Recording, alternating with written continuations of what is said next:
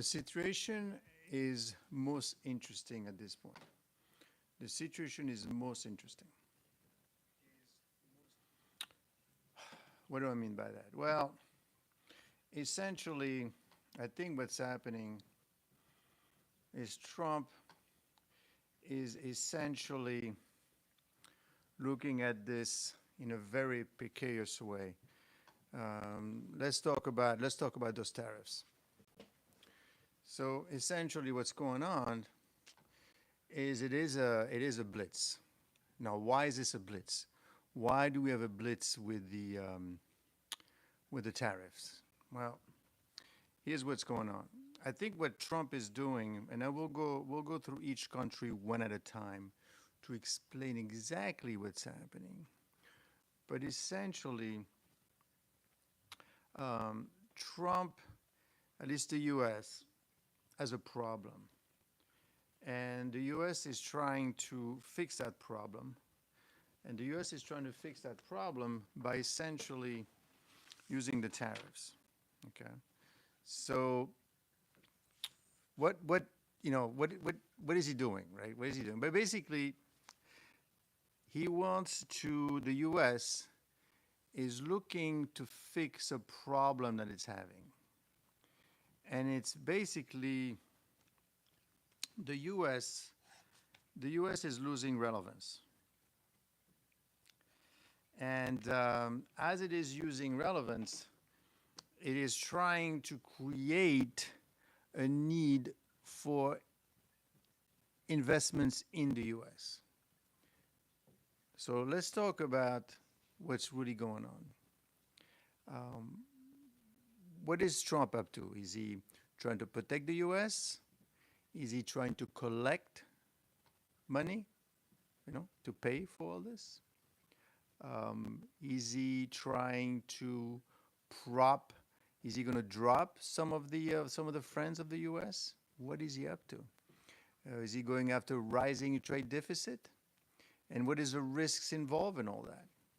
So what has happened? Well, let's talk about, for example, what happened with India. It's a major issue because I think what's happening is the U.S. is trying to fight the fact that it's becoming irrelevant. Slowly but surely. Now, how is that happening? Well, the way it's happening is, believe it or not, if you look at pharmaceutical, the U.S. at this point, approximately 90% of all prescription dispensed in the U.S. are generic drugs, but most of these are not produced domestically. So the U.S. is not producing its pharmaceutical product. Okay? In terms of semiconductor, the U.S. share of chip fabrication, as of 2025, the U.S. holds just 12% of global semiconductors, fabrication capacity. It's not making medicine, it's not making semiconductors, definitely not making rare earth mineral. So what's the solution? Well, the solution is we are tariffing these countries in a big way. This is in a big way. We're tariffing these countries, friends and foes alike, in order for them to actually to come over and spend some money in the U.S. and invest in the U.S. And that's a big one, right? Because they themselves have gotten used to essentially the good old days where basically the U.S. would send dollars, they would sell their products to the U.S., and essentially what's happening is the U.S. is forgetting how to make things. And the U.S. is slowly becoming irrelevant. I mean, at least that is the concept behind what the U.S. administration is trying to do. So what is it doing? Well, and it's doing it fast and furious. How is it doing it? Well, take a look at, for example, Taiwan, right? So basically, Taiwan has failed to make a deal with Donald Trump. Why? Well, they said they've been talking to the guy, but he's not responding. Taiwan, the world's most important chip manufacturer and the seventh largest U.S. trading partner, were one of the first countries to start talking with Washington. They say, okay, let's make a deal. I'm willing to make a deal because I know that China is right there and they want to take us over since April. But despite these efforts, Trump on Thursday imposed a 20% tariff on imports from Taiwan. And by the way, it blocked the president's request to visit New York next week during a planned overseas trip to Taipei's Latin America allies. They said, no, it's okay, don't come right now. So Trump has shown little personal affection for Taiwan. Little personal affection. What are you doing? Taiwan historically was our friend. Taiwan needs the U.S. and was accustomed to having to rely on the U.S. for protection and, of course, selling the U.S. But Trump is saying, no. I'm not doing it for free. I want something from it. What I want from Taiwan from now on, I would like some investment. And Taiwan has significantly increased its planned investment in the U.S. They wanted to invest about 100. If you were to look at a chart, they went from there to there. Still not enough. So there are questions of how long the deal will satisfy Washington. The Trump administration official have previously pressed TSMC to help fabrication plan for Intel. Intel is a big manufacturer of semiconductors. And they want TSMEs, which is Taiwan Semiconductor, huge production. They have more than 60% of semiconductors are made in Taiwan. And they say, well, you got to bring it over here.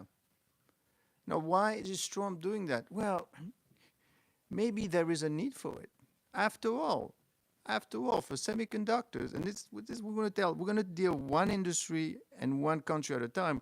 So you get a feel and understanding that the U.S. might be in a dire situation, in a situation that is slowly coming down. And maybe that's what Trump is to do. As of 2025, the U.S. holds just 12% of global semiconductor fabrication. We don't make that anymore in the U.S. Okay? And this is what Trump is trying to do. Now, is he doing it the right way? That's a different question. But the point is, it needs to happen, and it needs to happen quick.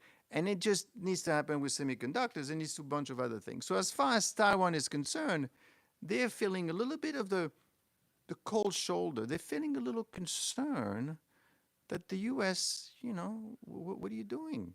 You're not, Trump has shown little personal affection for Taiwan, repeatedly accusing the country of stealing the U.S. business, semiconductor, and free riding with the security support. That is obvious what he's doing. It's pretty simple. He's basically saying to Taiwan, I am not going to protect you anymore. You're on your own because you're not helping me enough. He said, but I'm doing. What else do you want me to do? You got to do more. So you what? You want me to just make it all in the U.S.? But then, you see, that's a question.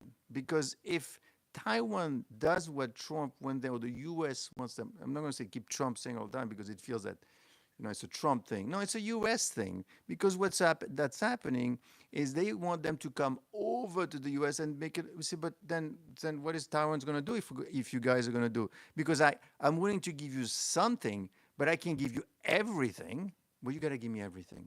Otherwise, you have nothing anyway. Otherwise, you end up with the Chinese. Is that what you want to do? So Taiwan, and we'll go to India and the other countries, but Taiwan specifically said, but I thought, little Taiwan, I thought you was my friend. I thought we were together on this. But what are you doing? Well, I'm doing is only have 12% semiconductors. I need more. And the question is, what is more, right? So yes, a 20% tariff is one thing, but I think Trump, like he wanted from the Europeans and Japan, he wants commitments. He wants them to invest in the U.S. But what kind of commitment? Taiwan has significantly increased its planned investment in the U.S. They've approved like $100+ billion of investment. No, I want you to work with Intel, which is sucking wing right now, is not doing well. I want you to actually help them do more and produce more. And this is where the channel becomes important for you, because what we're looking for, as you could see right there, we're looking for a black swan. What are we looking for? We're looking for risks. We're looking for risks that are going to impact your job. It's going to impact your portfolio. Okay?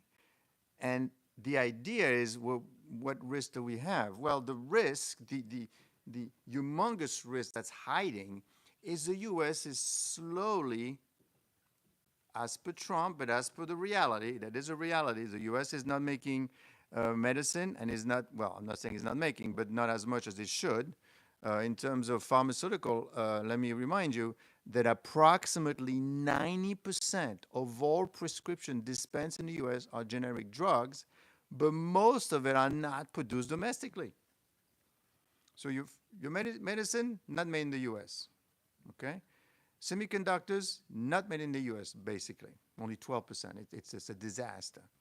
So what Trump is saying, and the U.S. administration, this ends right now. And what we're going to do is we're going to force you in doing, no, and the way we're going to force you is we're going to do it through the tariffs. Now, let's remember one thing about those tariffs. The reason why Taiwan and all these countries are balking is they're saying 20%, 15%, 30%. What are you doing? For one thing, I thought you was my friend, and you're not. And second, because it gives the impression that they're the one paying. It's not so much that they're paying. It's just that obviously if their product is going to be 20, 30, or 40% more, then the U.S. is not going to buy from them anymore, right? Because, of course, the big question is, well, ultimately, who ends up paying for those tariffs, right?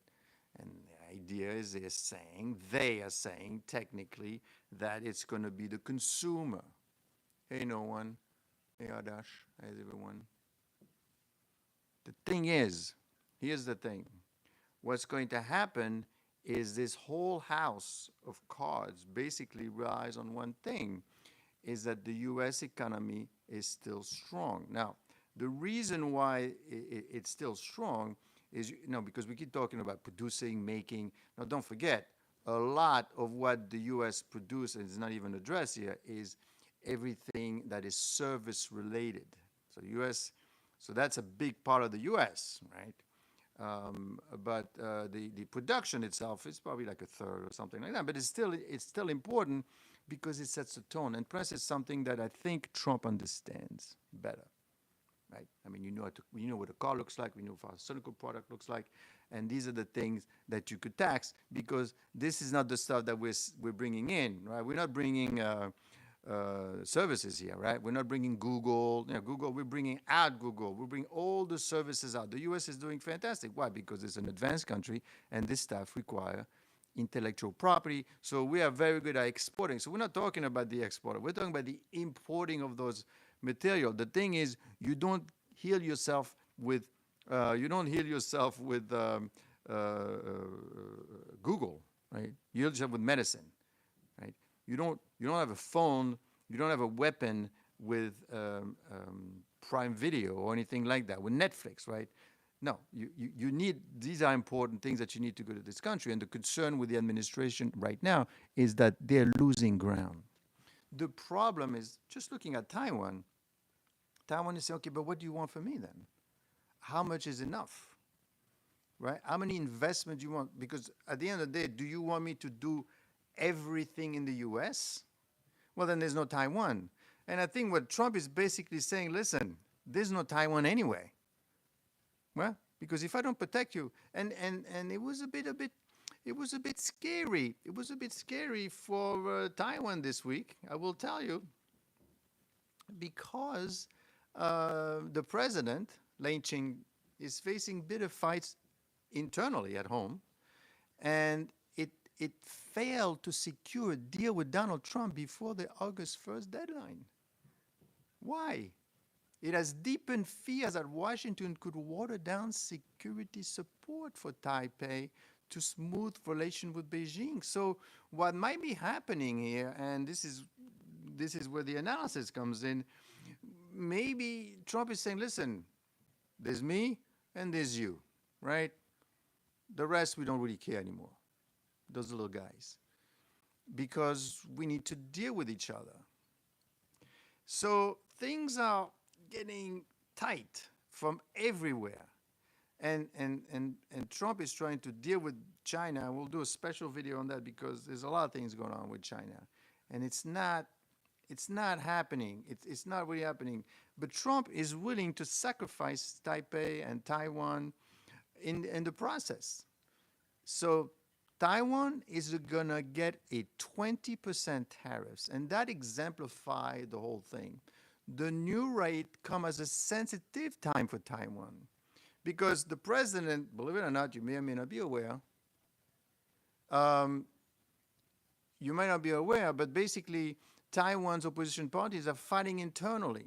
Okay, the Trump administration action have raised concern about its commitment to supporting Taipei in the face of pressure from China. The people at Taiwan say, listen, let's stop fighting with each other. Trump is going to drop us off. He's going to let us go. And if he lets us go, right? Of course, you have to be careful because uh, Taiwan has 60% of semiconductors. So that's not going to happen just like that. So we have to be very careful. Okay? So that's Taiwan. And this is one aspect, right? The other thing that he's doing, it's the oil and gas. Right? What's behind that $750 billion deal with Europe, which they were able to do? So they played nice. They came across as weak, basically, and they agreed to the 15%. That's why they got 15%, not 20% like Taiwan. And the reason is, what you need to understand, for example, is, Exxon went to the Trump administration, and they said that trade talks with Brussels, we need to fight with Brussels. We need to fight with Europe because we're being taken advantage of. Exxon is saying, right? Basically, it threatens U.S. company with bone-crushing penalties. So to that end, Trump might be correct in saying, we don't want to be taken advantage of anymore. This is over. The chief executive at Exxon, right, said to the EU Corporate Sustainability Due Diligence Directive threatened to entangle U.S. company in bureaucracy, erode their global competitiveness, and run counter to President Donald Trump's deregulation agenda. So basically what it means is Europeans says, well, we don't like oil, it's dirty, we want wind, we want nuclear, we don't want none of your things anymore. They say, well, then you don't want our oil, obviously. And that's the reason why Trump went after Europe and said, you're going to buy $750 billion of energy from us. You have to do it. The 15% is one thing. So the question is, at the end of the day, is what's Trump really up to? Does he want to collect, which he is, $300 billion worth of stuff from these countries originally, but eventually we're not going to find out who actually pays for that? Or does he really want to bring America back from and force the manufacturing of pharmaceutical in the U.S. and semiconductors in the U.S. and also rare minerals, because that's what's happening.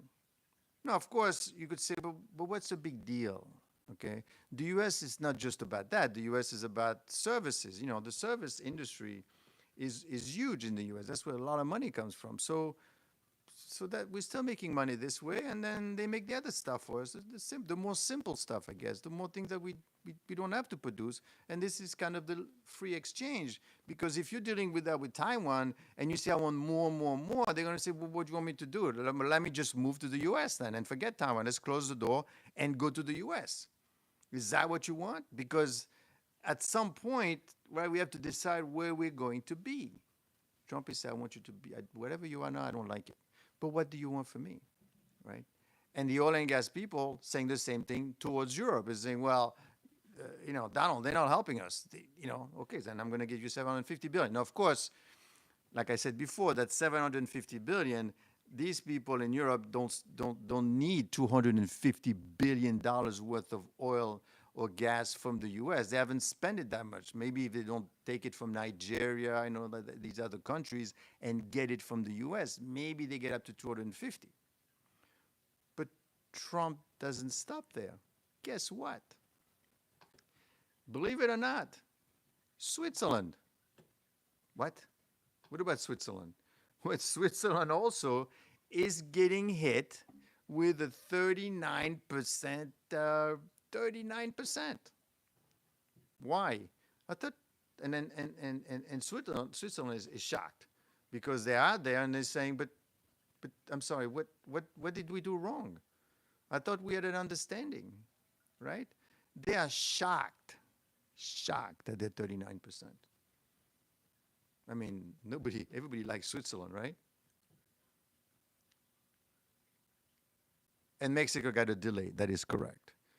And Mexico got a delay because there's also a personal aspect to the discussions. And Mexico better get a delay, right? Because if Mexico loses the US, they're in big, humongous trouble. They go into recession immediately. And he knows that, and she knows that.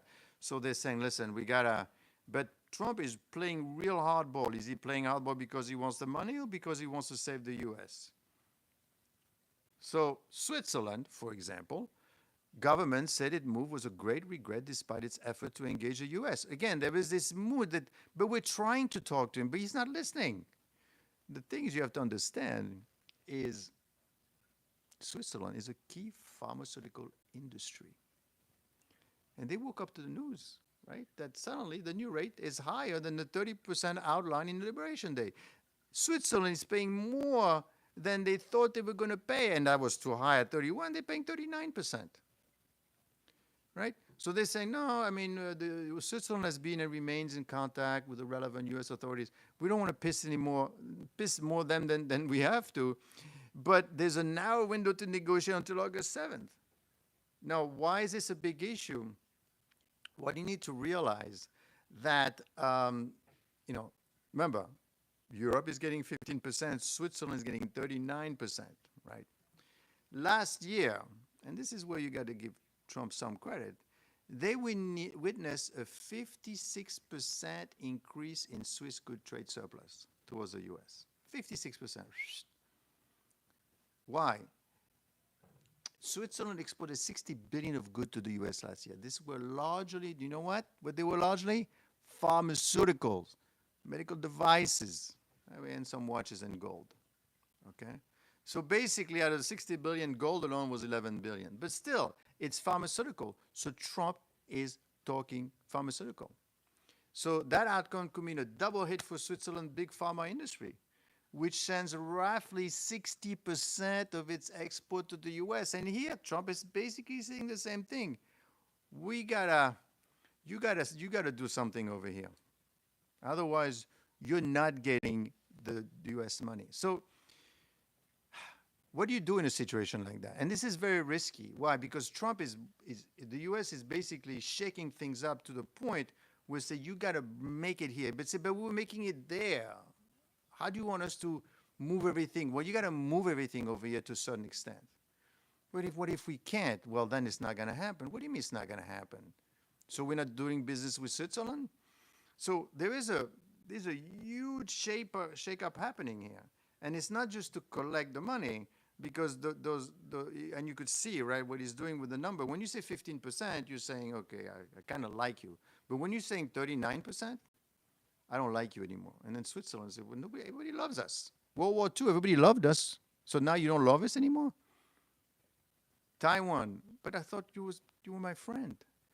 Europe, Pharma.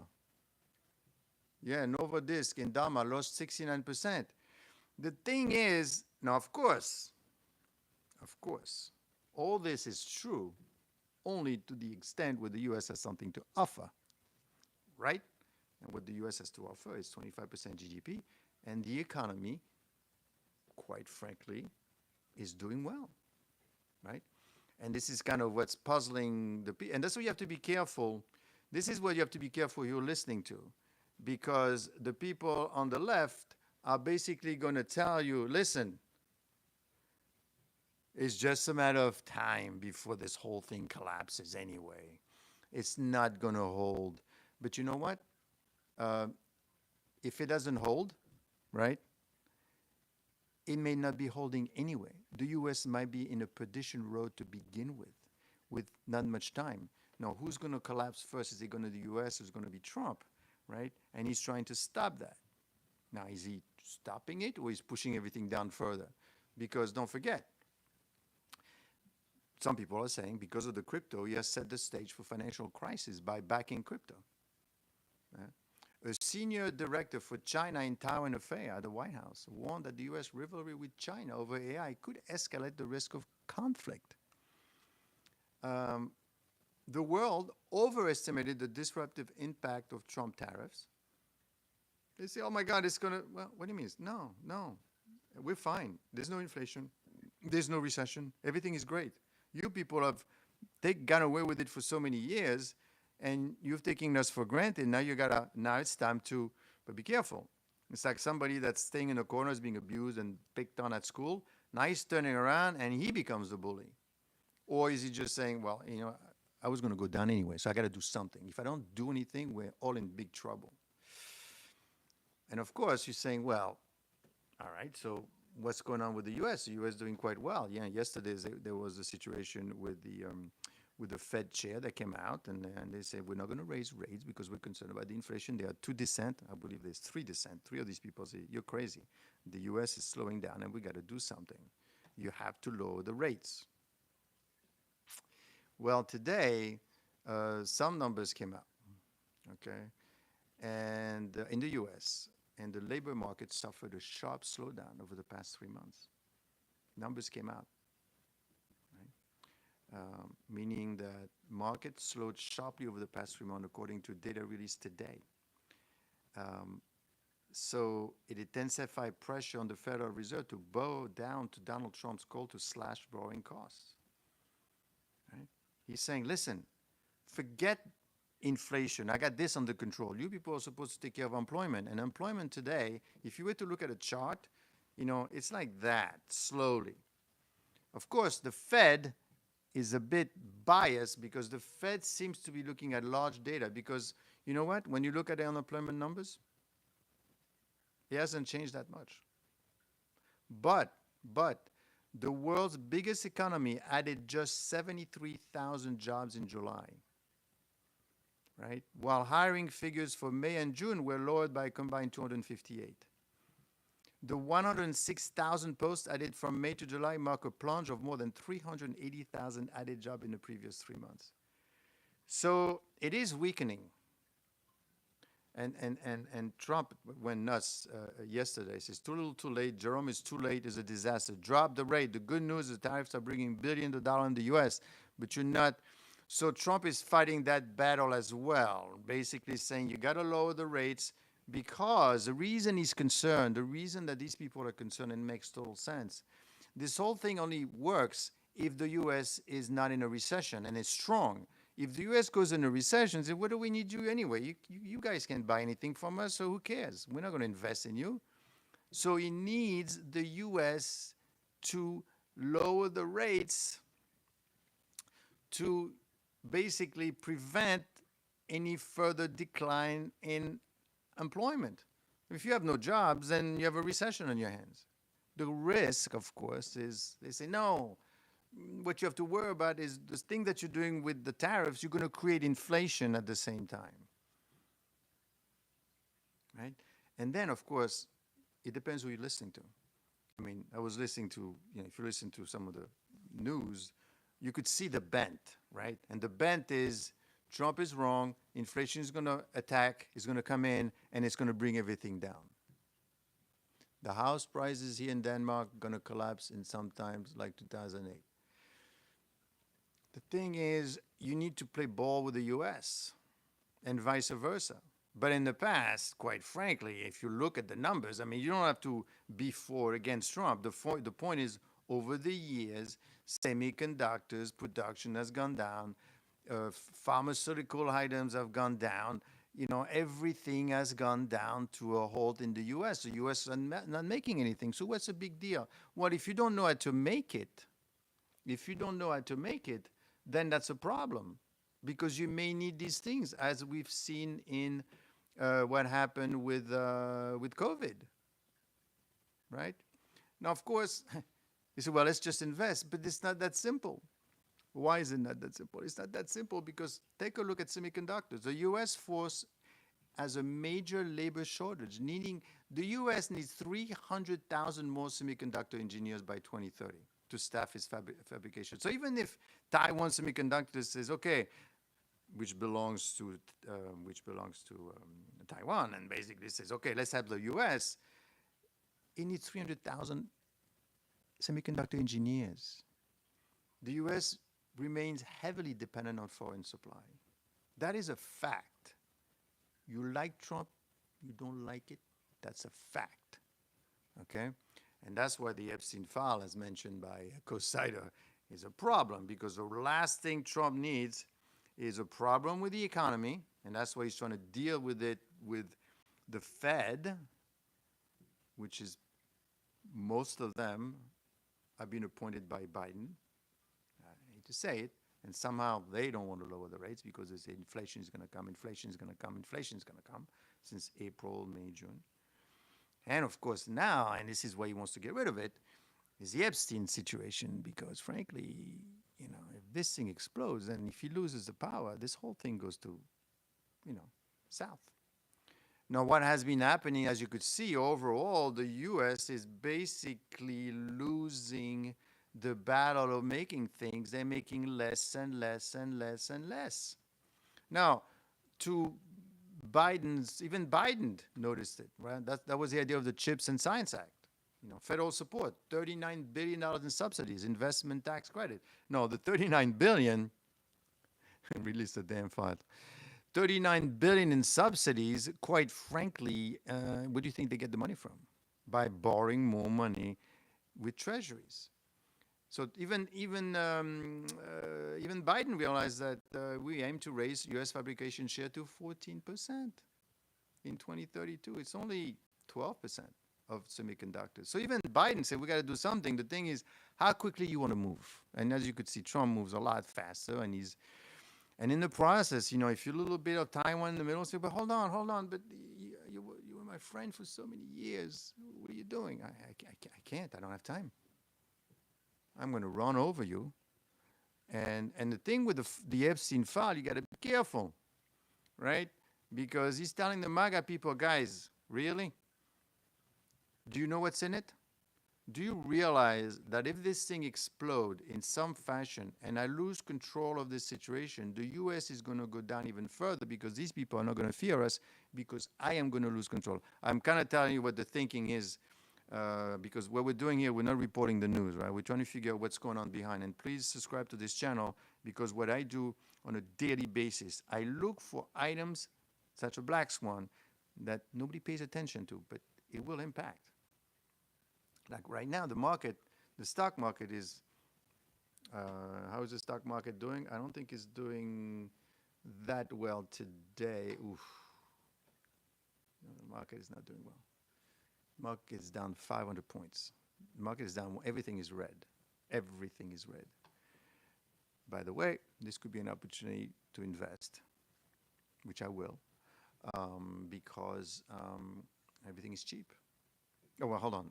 When I mean cheap, now is the time to invest in undervalued stocks. And this is where the channel becomes helpful to you. And do subscribe to my channel, but more importantly, take a look at my Patreon channel, because there every morning I come in and I look at the opportunities. Markets don't believe Trump until it happens. It's very reactive. Well, that's the thing, right? And that's why I want this channel not to be a reactive, oh, the market is down, I better sell. No, it's too late. It's too late. Today, remember, you make money by buying when everybody else is selling. Today, everybody is selling, so that's when you buy. But don't buy in NVIDIA. What you want to buy is you want to buy things like some of the names that I've been following in my Patreon channel, not to name a few, but you know, you have a name like IDR. It was up 50%, now it's only up 28%. But IDR, for example, IDAO Strategic Resources, well, it's down a lot. Actually, it's down to 16. It was up to $22 because what do? They do rare earth mineral and they do gold. But anyway, this is not about stock recommendation today. What about India? Right? I mean, India, come on. What's wrong with India? What's the angle with India? Donald Trump has described India, and listen to this, as a dead economy. And he said the U.S. does very little business with this country. Now, the thing with India, that's a different angle. And the angle with India is that they are enabling Russia. Exactly. Evolve monkey. India is buying Russian oil. He says, no, because I'm going to deal with that too. So this is not about making America great again by bringing the stuff over here. It's not like, but the thing is now India is buying oil from Russia. So Trump is trying to prevent, he's trying to, stop the energy from coming from Russia. Why is he doing that? What is the point of doing that? Well, the point is simple. What he wants to do, he wants to weaken Russia.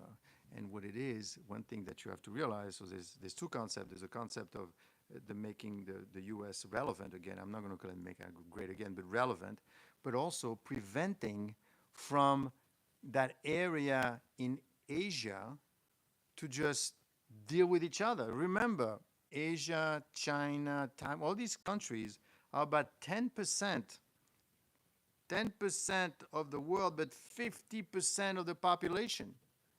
What does that mean? At some point, they could decide, you know what? I agree with Trump, even I hate him. And that, yeah, I mean, he's coercing. He's not the nicest person if you're Taiwanese, but he's basically saying, I'm fighting two fronts here.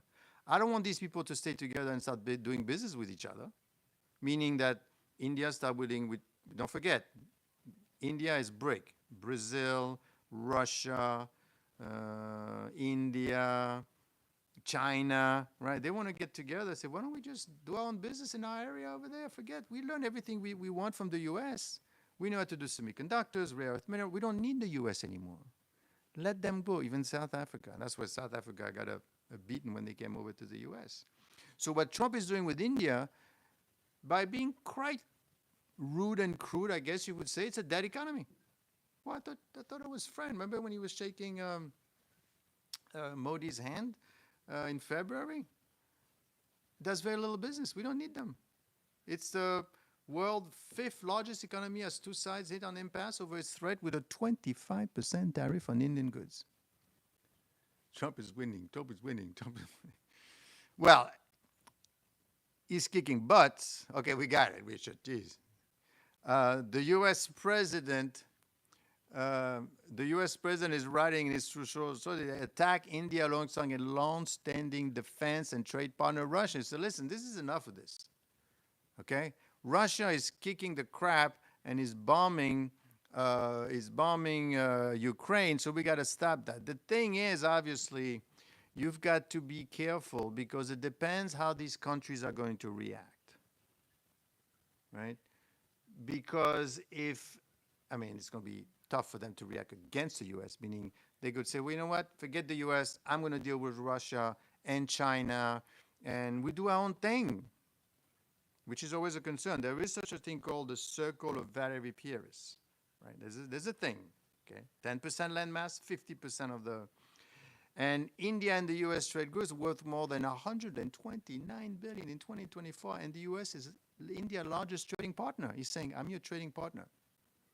The two countries have built a strategic relationship on defense, technology, but he said, okay, fine, you got to drop Asia, you got to drop Russia. But India is also the second largest buyer of Russian oil after China and Moscow. So he's putting them on notice as well. He's like, so what do I do here? And the Nifty 50 in India didn't drop by too much. But the 25% tariff is set to have taken effect on August 1st, today. So the Indian people are basically saying, you know what, we haven't received the letter yet. We'll see what happens. So India somehow is kind of an outlier out there. I didn't get the letter. Did you mail it to me? I don't know what's going on. And that's a problem. It is a problem because now, and Trump will stop at nothing. And you know what he did? He comments on India and its relationship with Russia will further inflame bilateral tension at a time when many Indians are angry over Trump's remark over Pakistan. And that's the worst thing you could do with India. Following a brief minute, Trump on Wednesday announced a deal with Pakistan that would involve developing their massive oil reserves. You say, you know what? If you don't deal with me, I'm gonna work with Pakistan. And I don't even have to tell you, right? India canceled oil purchase from Russia already. Oh, they did? Let's see. I haven't heard that, but I will help. I will help Asia. I will help Pakistan. Who knows? Maybe they'll be selling oil to India someday. Ha ha ha ha. I mean, he will stop at nothing. Now, why is he doing all this? I think he doesn't have the time. Time is running out. Time is running out. It's running out for the US, right? Because technically, if you were to do deals the way deals were done in the past, like the tariff deal, it would take 3 years to actually do a deal to do a tariff deal. You don't have that kind of time. Why? The US is only producing 12% of the chips. Most of the pharmaceutical items are done overseas. When is it going to happen? Canada is no longer trading with the US. Ford has lost over 28 million to the state of it. Well, and Canada thought that, hey, right? Now, don't forget, these countries, the same way the Exxon CEO said that, whoa, this is costing a lot of money. I mean, it's tough to do business overseas. India has a lot of things as well. The thing that they were used to this world order where the US was basically, and Trump is coming in the middle and is smashing everything and everything else. The thing is this, you have to be careful how you do things. Okay, I know you want to do it quickly, you want to coerce. You're pissing a lot of people off, including Switzerland, if that's even possible. What are they going to do? Can they do anything? Can they say, fine, then I'll sell my stuff to, let's just not play with the US anymore? Because the US was this, and he's right in a way, was this big bear in the corner that everybody kind of made fun of, right? And he's just now, he got up and he's saying, no, no more. Now, I don't want to come across as supporting everything that he's doing because, frankly, as you're pushing, don't forget, those tariffs that you're playing around with, we don't know exactly who's going to be paying for this ultimately, right? I mean, where does it go? Now, let me show you, for example, you know, what about those tariffs? What does this do? What is happening? Well, for example, Ford, right? Made in America strategy is hurting because of the Trump trade war. Why? Well, because 80% of the cars, the 80% of the cars that Ford sells in the U.S. are built in the U.S. and it makes more vehicle in the U.S. than any other automaker. But the Trump administration latest trade deal is hurting them because these deals now set at 15% tariff rate, which is lower than the 25 auto tariff which went in effect this spring. Ford faces steeper tariffs in many parts, as well as higher costs for aluminum and 50% duties, right? Ford is one of the biggest use of aluminum, buys the material from U.S. supplier who pass a chunk of their tariff cost. The point is that they're getting parts from these other countries and that's hitting them, okay? Aluminum has a 50% duty. And that's so Ford has to pay for that. And Ford is the biggest user of aluminum and buys the material from U.S. supply who pass on a chunk of their tariff cost. Look it up and stop watching Fox News. They lie and edit all the news. My buddy works for them and straight. Well, I have to say that when you listen to Fox News, unfortunately, no one lies. I think they just tell you one truth, one aspect of it, and not the other, right? They will tell you that, we're going to make America great again by taxing all these people because we've been taken full advantage of. Um, yeah, but realize that this only 30% of production we're talking about, right? And this is how you keep your friends. They gotta eat too, right? So, like for Taiwan, so you don't want them to make you don't want them to to make semiconductors anymore. You want them to make it here. Then there's no more Taiwan. So while you're doing this to Taiwan, you potentially have them taken over by China, and that's okay. So you want to make America great again at any cost. Don't forget, eventually things turn around. And don't forget, Trump is not going to be here forever. Can somebody else pick up for what he's doing? Because they're going to say, now you're coming around. Trump is not here anymore. We got our own thing anymore. We don't need you. You know what I mean? You have to be careful.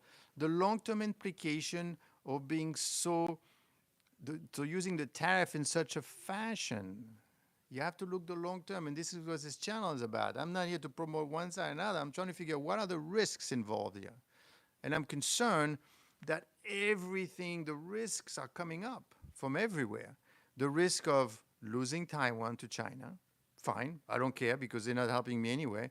Okay, then if you lose them, how are you going to make those semiconductors? Right? Because if China feels the weakness, they may get in there, especially if you can't agree with them on AI. All these things cannot possibly end up. Trump's strategy will not work if it will hurt real bad for decades. Be careful. Everything was fine the way it was. Nobody paid any fees. Nobody paid anything. There was no tariffs or anything else. Everybody was making what they knew how to make, and everything was okay. It's just that somehow the U.S. felt that we're not making anything anymore. And look what happened when we had COVID. We didn't have pharmaceutical items, so we need to make them. Okay, so we have to be careful. So as far as Ford is concerned, Ford is saying, well, I'm getting hit here, my friends. They have complained. I mean, U.S. automakers have complained for the longest time to struggle to compete with foreign rivals because of their lower labor costs. You know, a high level of government support, which Japan did for its cars, right? So now, of course, with the New Deal, the U.S. is trying to do this. But as you're moving this thing around, you're impacting their lives, you're impacting the relationships. Imagine you're going to India and you're telling them that, you know, I'm going to do business with Pakistan. That's it. That's a tough one to swallow, I'm going to tell you. For decades, it hasn't been a level playing field. The U.S. automakers globally and their tariffs and trade barriers. The GM president said that. Mary Barra, she said. So I think tariff is one tool that the administration can use to level the playing field. So oil and gas is saying, go Trump. The automakers are saying, go Trump. You know, get these people to stop, you know, preventing us because we haven't had any friends and any kind of deficiency. What did the U.S. do? They just borrow more money. Pakistan is not a better partner. But Trump knows that, right? He knows that. But the thing he's doing it to tell India, I'm serious. This is not taco trade here. I am serious. I want to know what's going on, and I want to be respected, and I want this, and I want that. Okay, but the whole thing, right? The whole thing, what's going to happen is that it depends how you're going to be able to have the economy. Okay?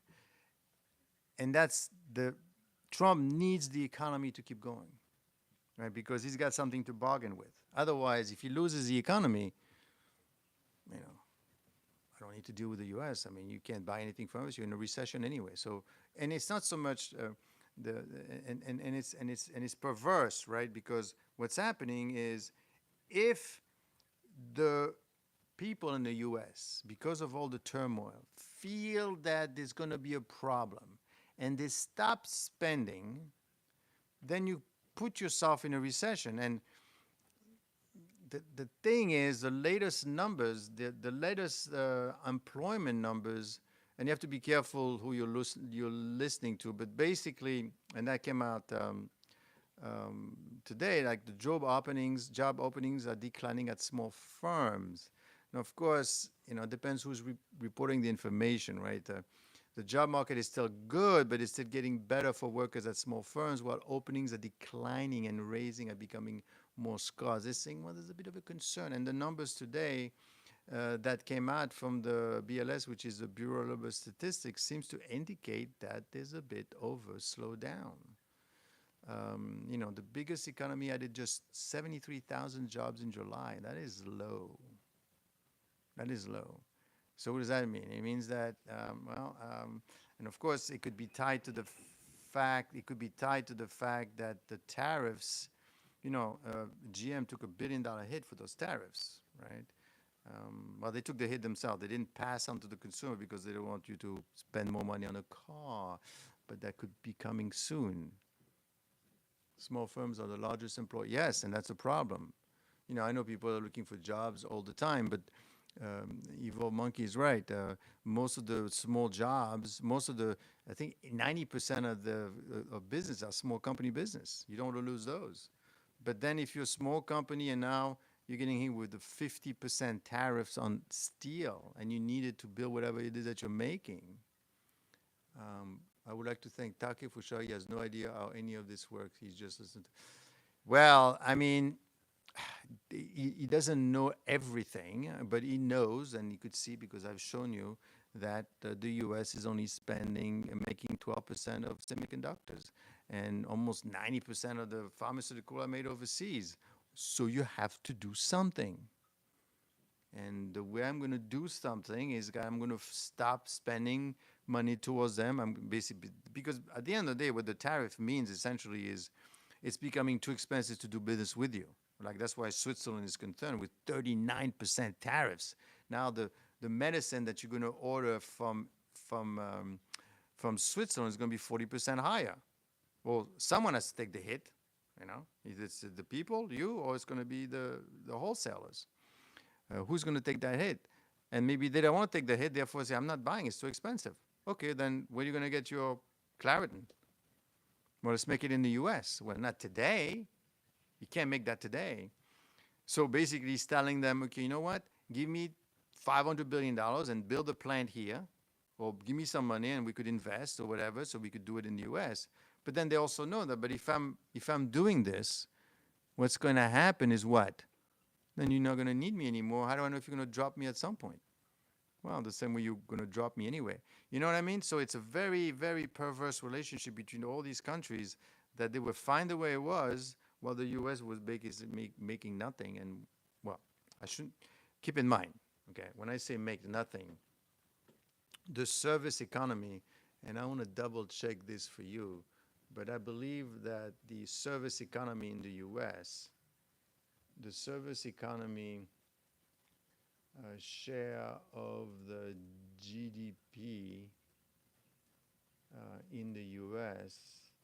versus the industrial economy, I mean, the U.S. is not just about making cars and things like that, right?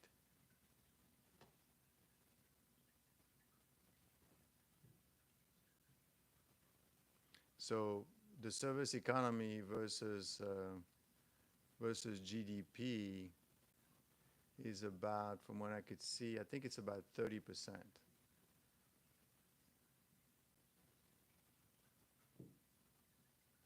I think the service economy in the U.S., I think, share of GDP in the U.S. Let's see what that is. So we're still making stuff in the U.S. We're still, right. Okay, so that's what I thought. So basically, as of 2025, services, the GDP, the 25%, services is 80%. I mean, that's why the market is not crashing completely with it, because industry is 20%, right? The stuff that we make with your hands, that's 20%. The rest, and this is where the U.S. is, it's 80% of services, services, advice, banks, all that. And that's what the U.S. is very strong to that fashion. But still, I mean, you don't, like I said, you don't eat with the services that banks provide. You don't heal yourself with the banks, the service that banks provide, merger and acquisition, and mutual funds, and and and and um, Amazon, and all these things, right? You need healthcare, you need weapons, right? You need you need the physical stuff. We don't have the electrical tech to make the better chip owned by Denmark. The machinery is prohibited, right? So what's been happening is the U.S. has let go little by little of industrial. But at the end of the day, you got to give up something. You can't do everything. And if you're becoming smarter and smarter and smarter, then let them build the things. Let them make the stuff. It's just that it went too far, I think. It went to the point where you're only making 12% of the semiconductors. If you can't make semiconductors, then, well, no, but you just have a bunch of banks, and the money that you get from the banks, you pay these people, you pay Taiwan to make the semiconductors for us. What's wrong with that? That's the idea of trades. Except Trump says, no, that's not good. Why? Well, because we don't make them, and that's a problem. Why is it a problem? Let them make them. Unless, and this is where the black swan comes, unless you think that at one point those resources are not going to become available. But why not? Why would not I get all these things from all these people? Because it could be a war. If there is a war, that's what happened to COVID, right?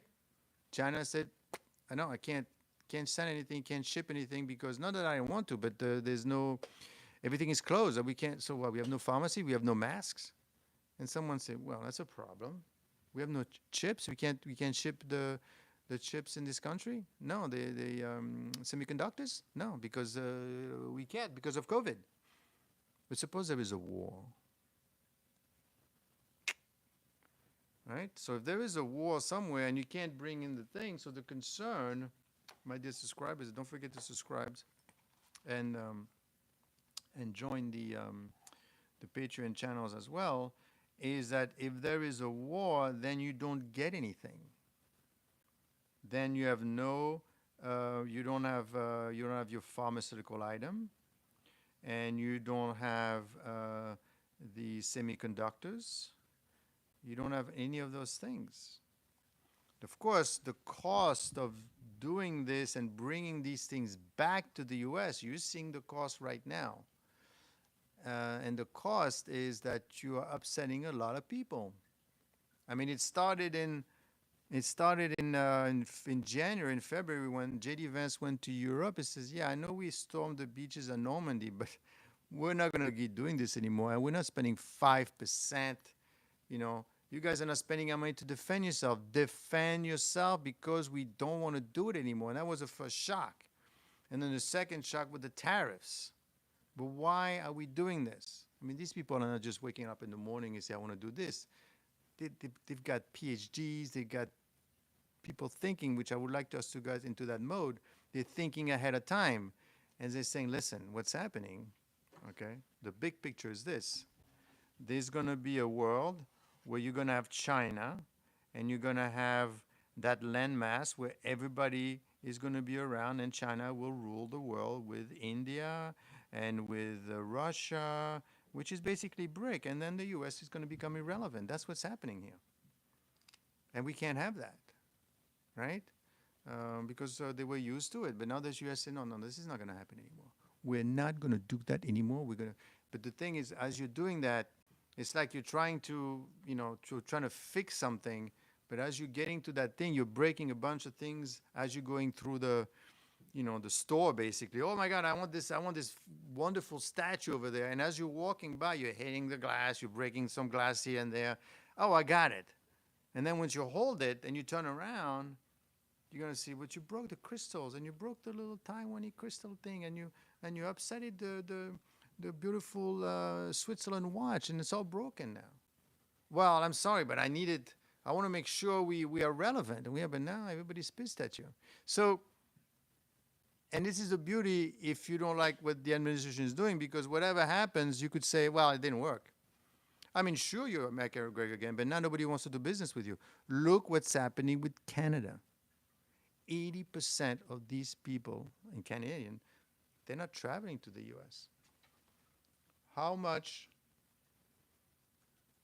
did Canada travel drop to US? I think it's a lot. And that's your closest friends technically,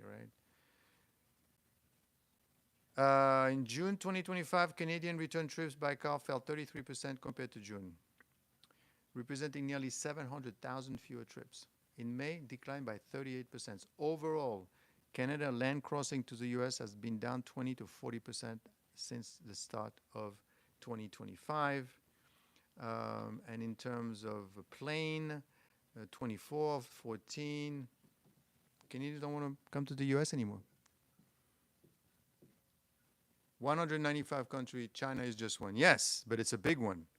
And since 2000, China has been learning how to make a lot of things. And now, the bigger thing that they're trying to do, and we'll do a special video on that, is AI. Right? They want to control that market. And the US is saying, no, that's not going to happen.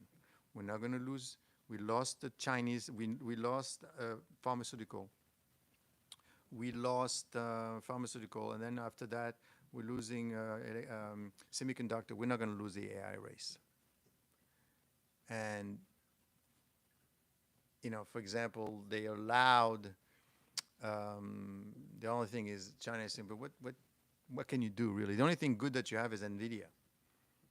Right? Give us NVIDIA so we could learn from them, and then when we know what they know, then we go on our own. We don't really need you after that for anything. And they know that.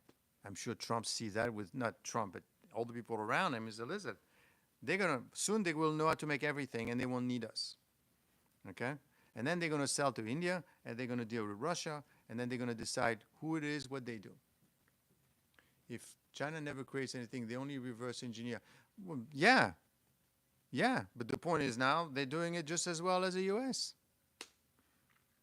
That's right. And it's not just cars, it's weapons and missiles.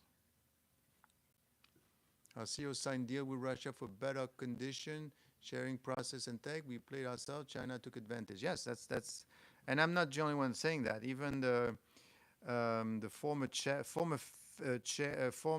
governor at the Fed said that yeah, they took advantage, and that's what we're saying no more. The only thing is now you can't bully around China. They don't need you. I mean, not that China is a fantastic country, everything is great. They have a huge amount of deflation in China, a huge amount.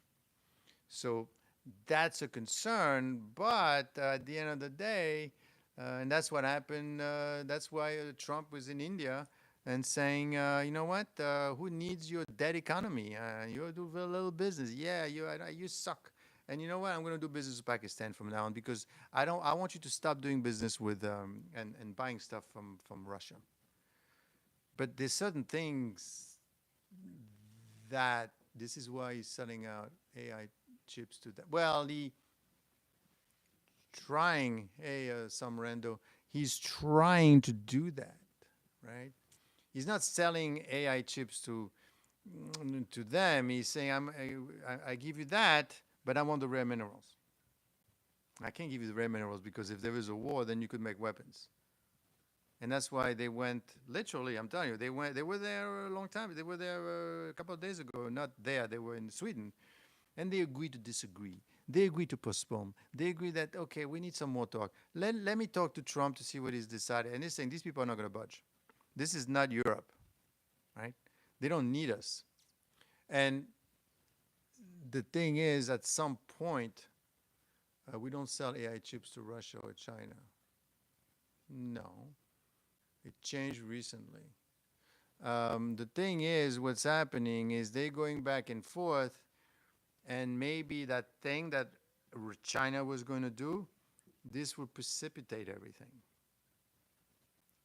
And China is a lot of trouble because their population is decreasing rapidly and other countries are choosing to deal with other. Well, that's true too. Silex is right. the Chinese population is dropping.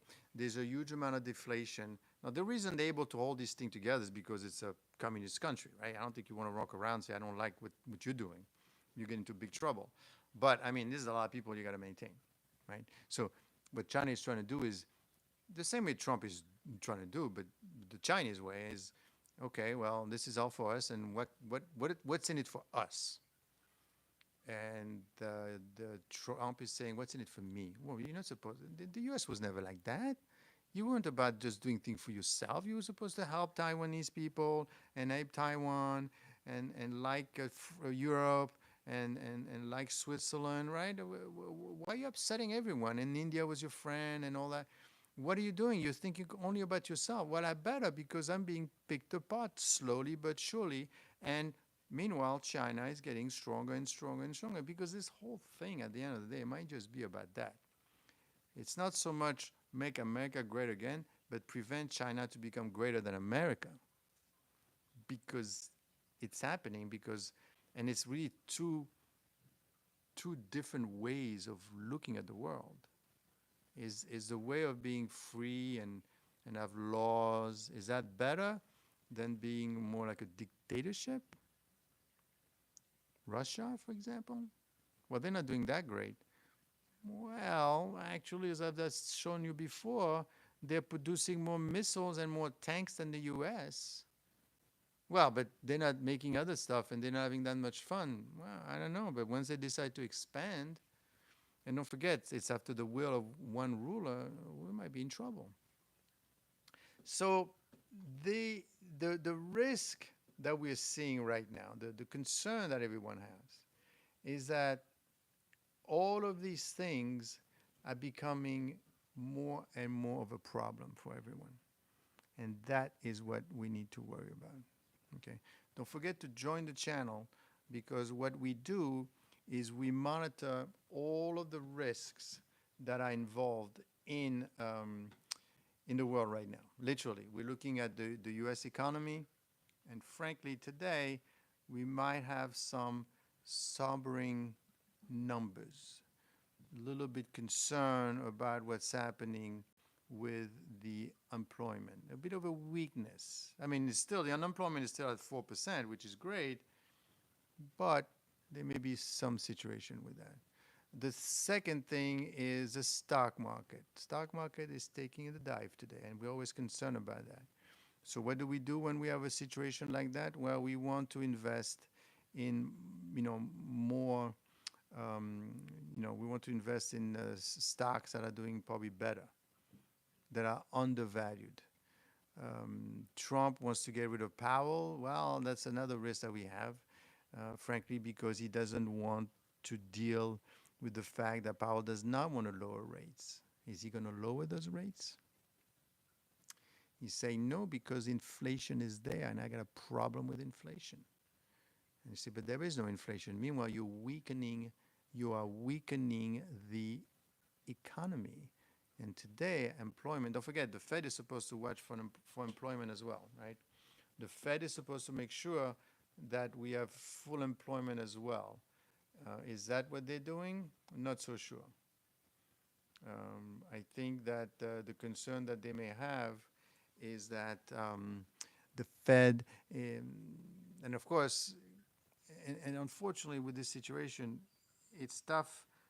It's like you have to pick a side. You shouldn't pick a side. You should pick the side of risk. You should pick the side of avoiding a black swan. That's what you should be doing. But then again, unfortunately, the way the market is like, I want to pick a good stock to make money. No, what you want to do is you want to avoid going into trouble. That's what you want to do.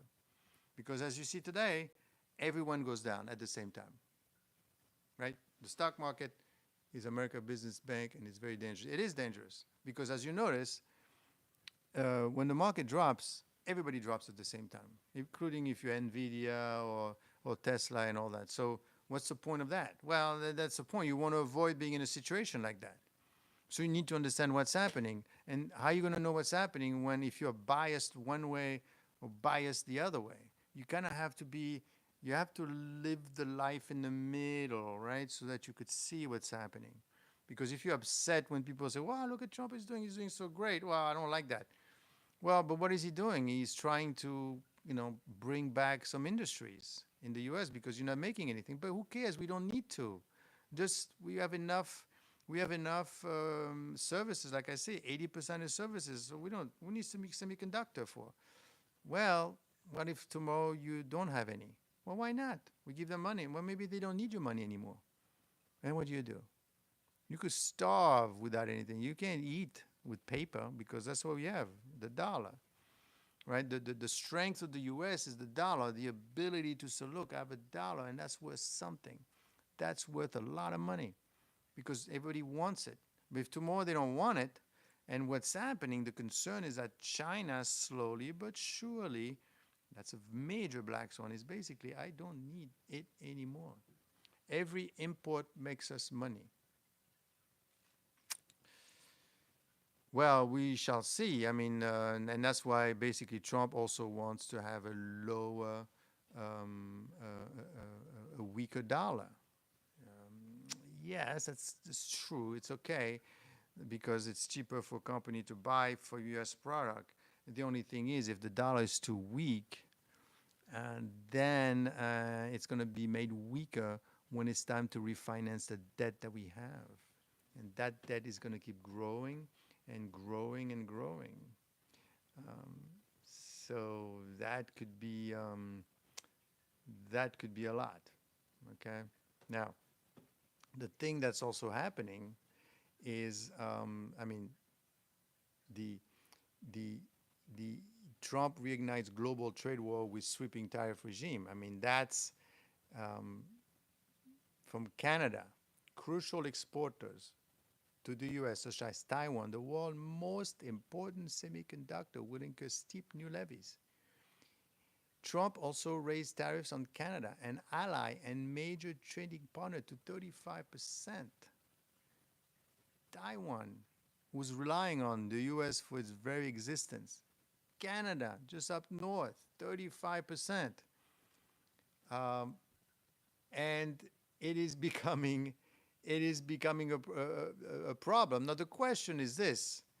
While he's playing around with all of these things, he's deciding whether or not he could do it.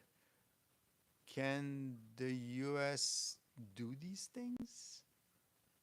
Right?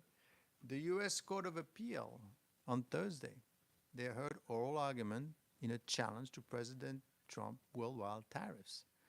Judge after judge doubted the administration argument. Because technically, in fact, remember yesterday I told you that Canada wants to recognize Palestine. So Trump said, well, that's going to be a problem. But then he said, well, but that's not the reason, because they probably told him, so listen, you can't say that. Right?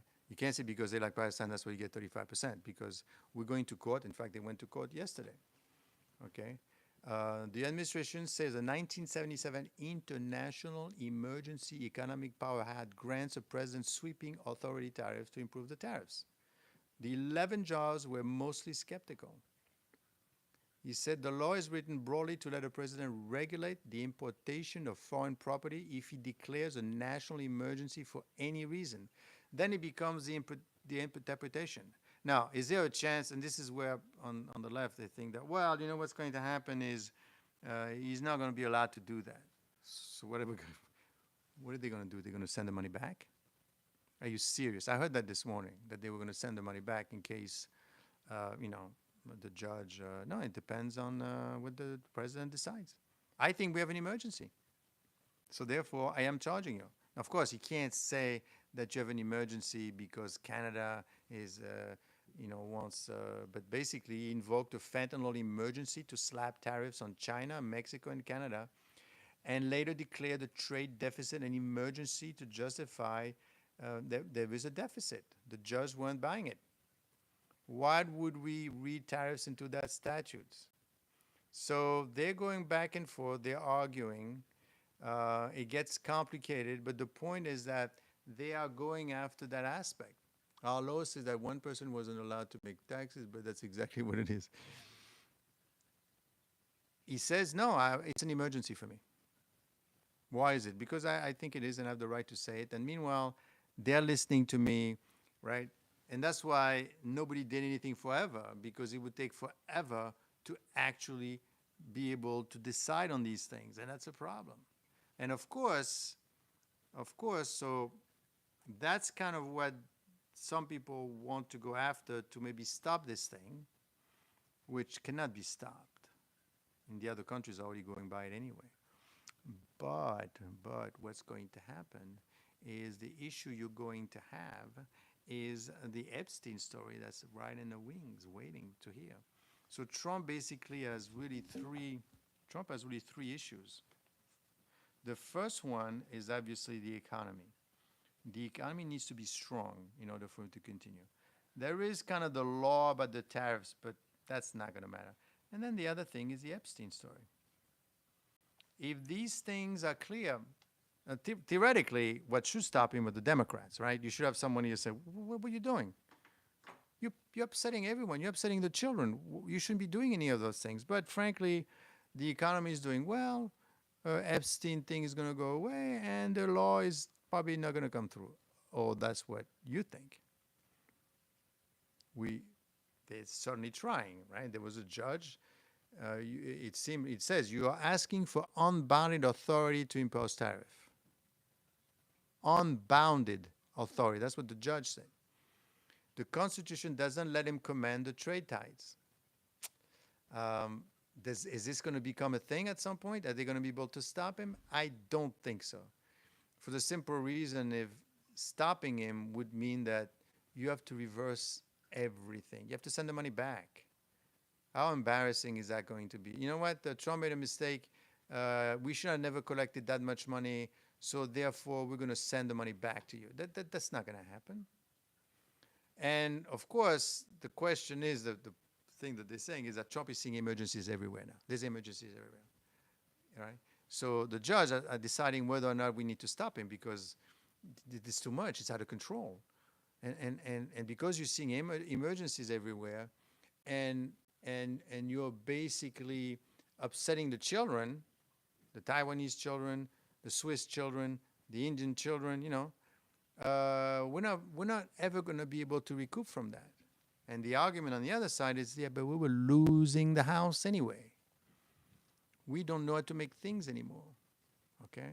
And we're losing control. Don't you see what's happening? And eventually China is going to control everything, and then we'll be left with nothing. No, why would you say such a thing? Well, look at them and look at us. We don't make stuff anymore. It's dangerous not to be able to make rare minerals. Rare minerals, right? Who produces the most rare mineral on Earth? Who produces most of the rare minerals?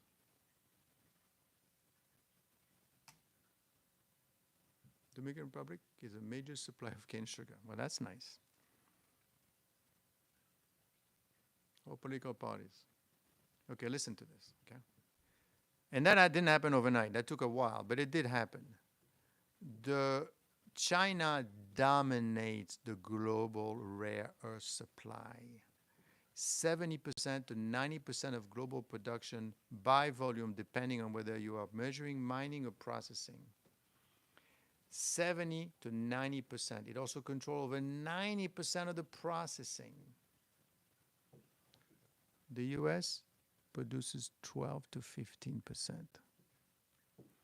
The US rely mostly entirely on the mountain mass pine, which is MP Materials in California, the only large-scale operating rare earth in the country. In fact, they took a piece of it and the stock went up a lot. US output remains heavily dependent on imports. How did we get there? Other producers, you got Myanmar, Australia, Nigeria, Russia, but I mean, it's very minor. The US produced 45,000 metric tons, which is more than Maya, Australia, 1325. It's almost nothing, right? So 270,000 ton versus 45,000. They're eating the lunch of the US. I guess you're going to say, well, then we don't. Well, do you think that we're going after the rare mineral If that's the okay, 1 billion of Ukraine, the other day, Russian rare mineral. Russia, and there's so much information, but Russia and India combine 2,900 metric ton. It's almost nothing. It's nothing. First is the is Russia is China, and the second is 270,000, and the United States 45. You may or may not agree with what Trump is doing or what the U.S. is doing, but it feels to me, of course, you could say, well, they're doing because they're mean. Well, that's, or maybe they're doing because they have to do it. The thing is, what are they breaking while doing it? That's a concern that everyone has. Are you breaking something that you're not going to be able to recover from? And that's the issue that we're facing. Because quite frankly, right now, it's upsetting a lot of people. Okay. But frankly, why not? I mean, at the end of the day, the U.S. needs to maintain the leadership. And no, maybe is it too late? And that's why you need the economy to keep going, because otherwise it becomes very difficult to do anything if the U.S. is not able to keep up with it. So what happens next? Well, there's a risk of global confusion. Well, that's happening already. Is Trump running out of time? How much can the U.S. consumer pay up for the cost of MAGA, of course, of making America great again? Because at some point, that cost is going to permeate. You are going to be paying for it.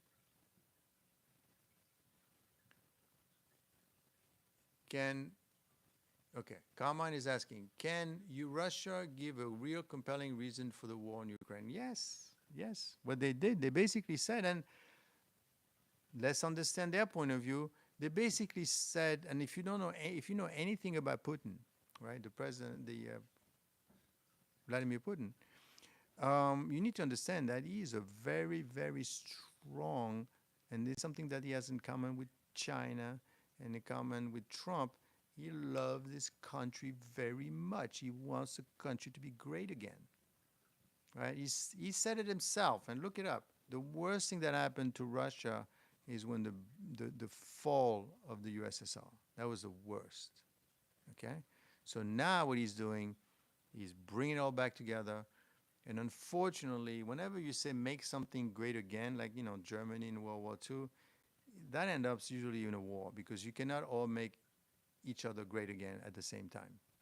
Right? You cannot make America great again and make Russia great again and make China great again, because you're getting bigger and bigger and bigger, and at some point you're going to butt heads. There's no other solution here.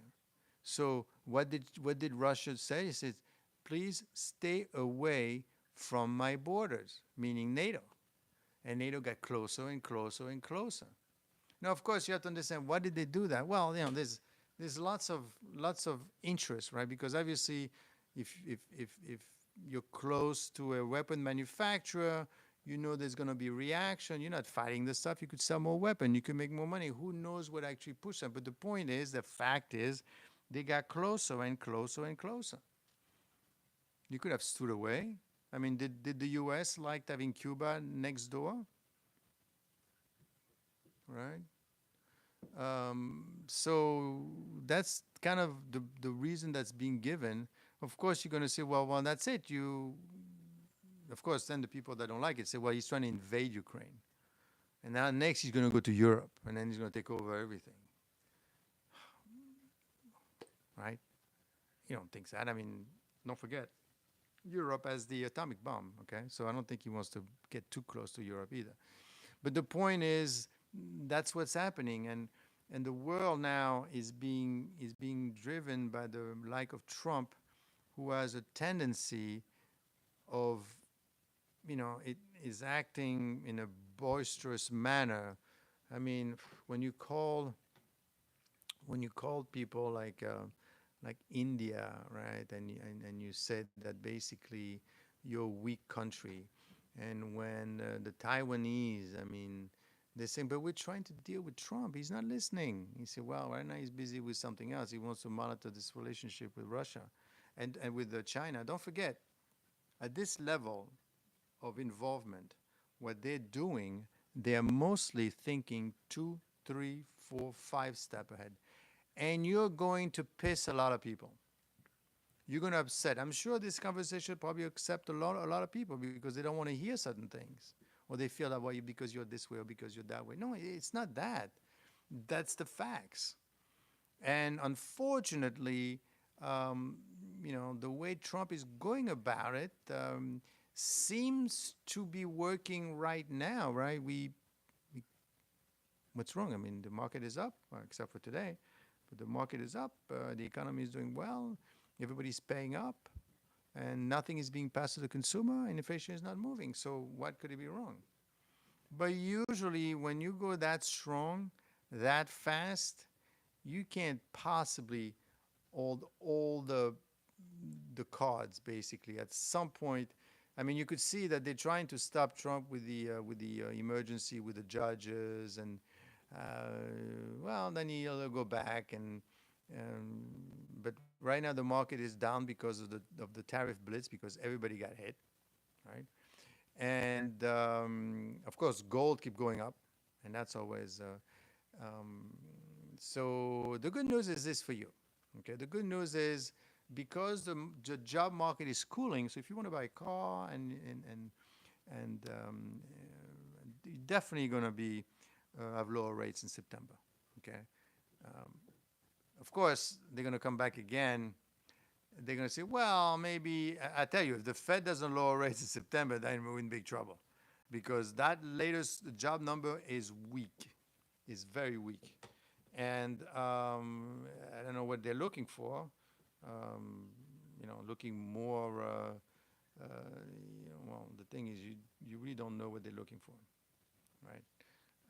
And that's the problem. You really don't know what they are looking for, and you need to know what they're looking for. Um, is a recent slowdown in job growth reflects temporary factor? They might say, well, this is just temporary, right?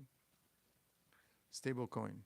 Last year, officials decided against cutting rates at their July meeting, but an unemployment report 2 days later suggested the labor market wasn't as strong as it looked. Now, unfortunately, also, because everything is polarized, everyone is polarized, literally. Uh, China is polarized, Russia is polarized, and the US is polarized. Polarized means you're for or against me. There's no middle anymore. And the news, the social media, it's polarized. And it's great because it's easy to attract, right? Because if you want to hear what they have to say, then it's easy for you to listen to it because they tell you what you want to hear. But it doesn't matter, because what you want to know, and this is what I want my subscribers, I want you to subscribe so you can understand what's happening, because how it will impact you. For example, right now in September, the Fed is probably going to lower the rates, unless you think that these people at the Fed are not your friends, right? Because at the Fed right now, what's happening is a lot of these people are Biden appointees. Of course, you're going to say, but you're supposed to not care about anything. You should care really about the economy. But I am not so sure. In fact, there are discussions that they might have been more than 2 dissents. They might have been 3 dissents.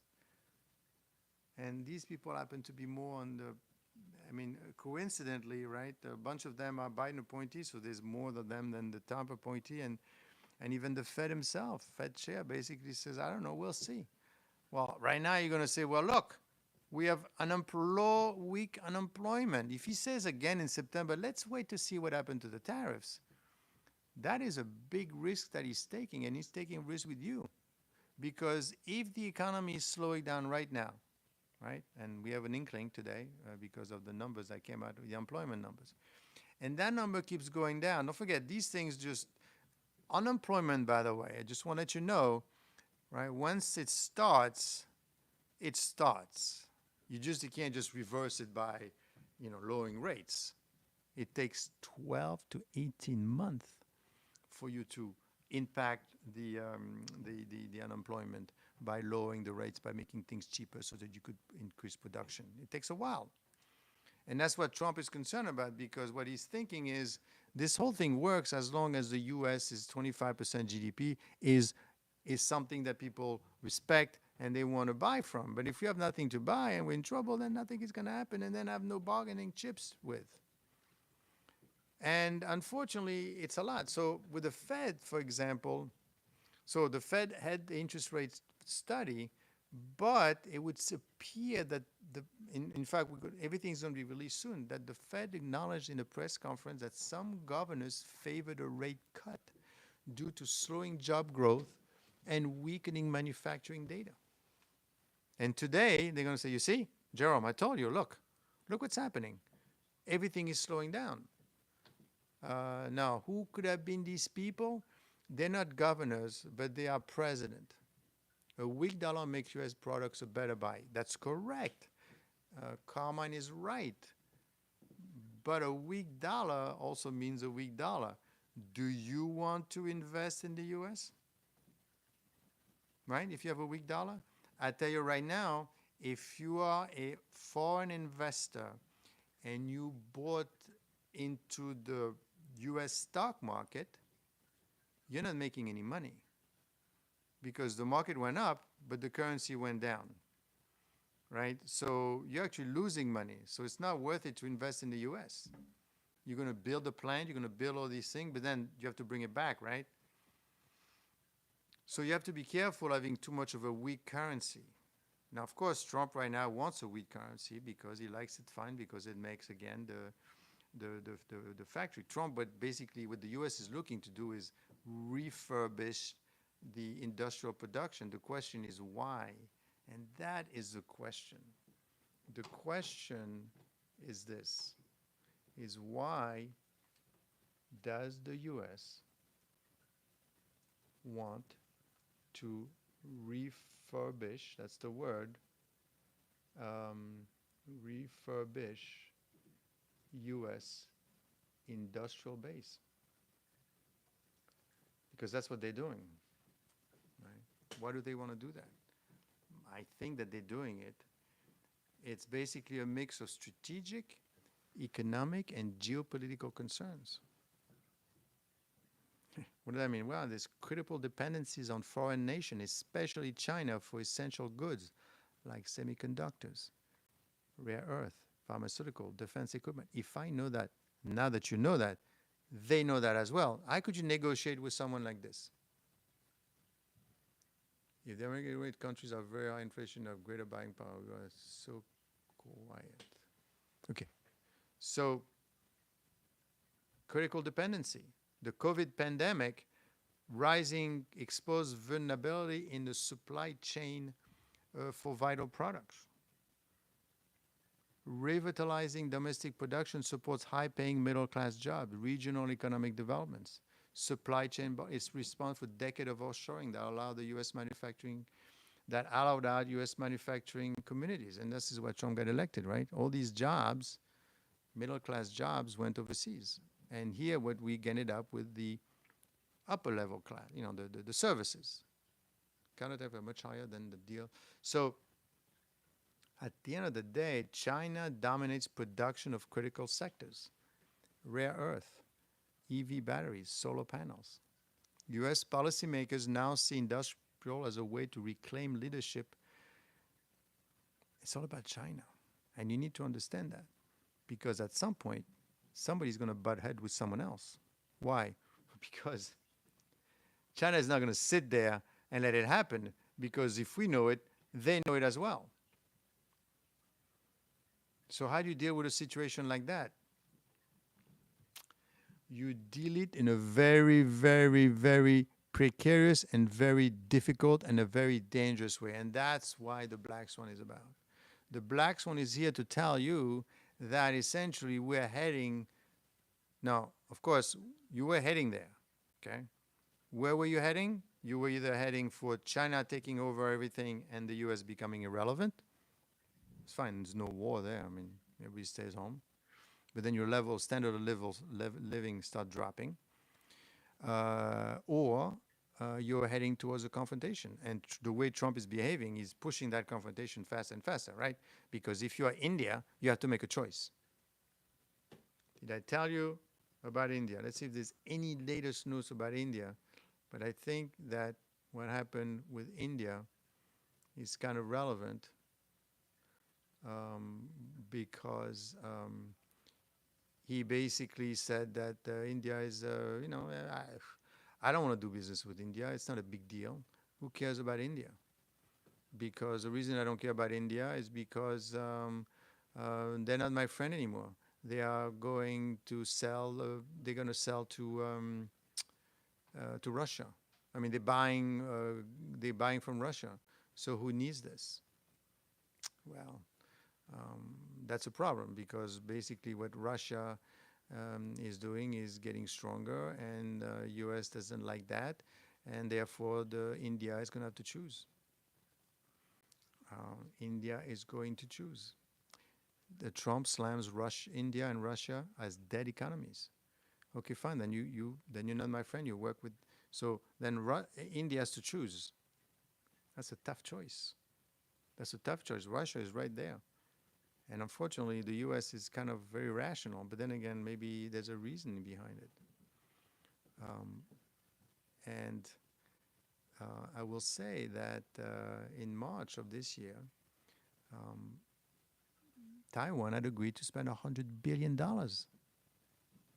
Because in March, why? They saw the tariff thing going. These people, that's what they get paid for. They get paid to see ahead of time. And they saw that the U.S., some in Taiwan, hope a dominant semiconductor sector could help keep the countries in Trump's good graces. And that was for March. Taiwan, which produced 90% of the world's most advanced chips, late on Monday pledged to raise its investment in Arizona from 65 to 165 billion. That was Taiwan because they said, listen, you got to do something. You have to do something. He's going to drop us. Well, I mean, we need to put our bargaining chips on the table. Taiwan's strategic importance is much bigger than that of Ukraine, and we have a central role in global chips. So we are important. We need to remain relevant.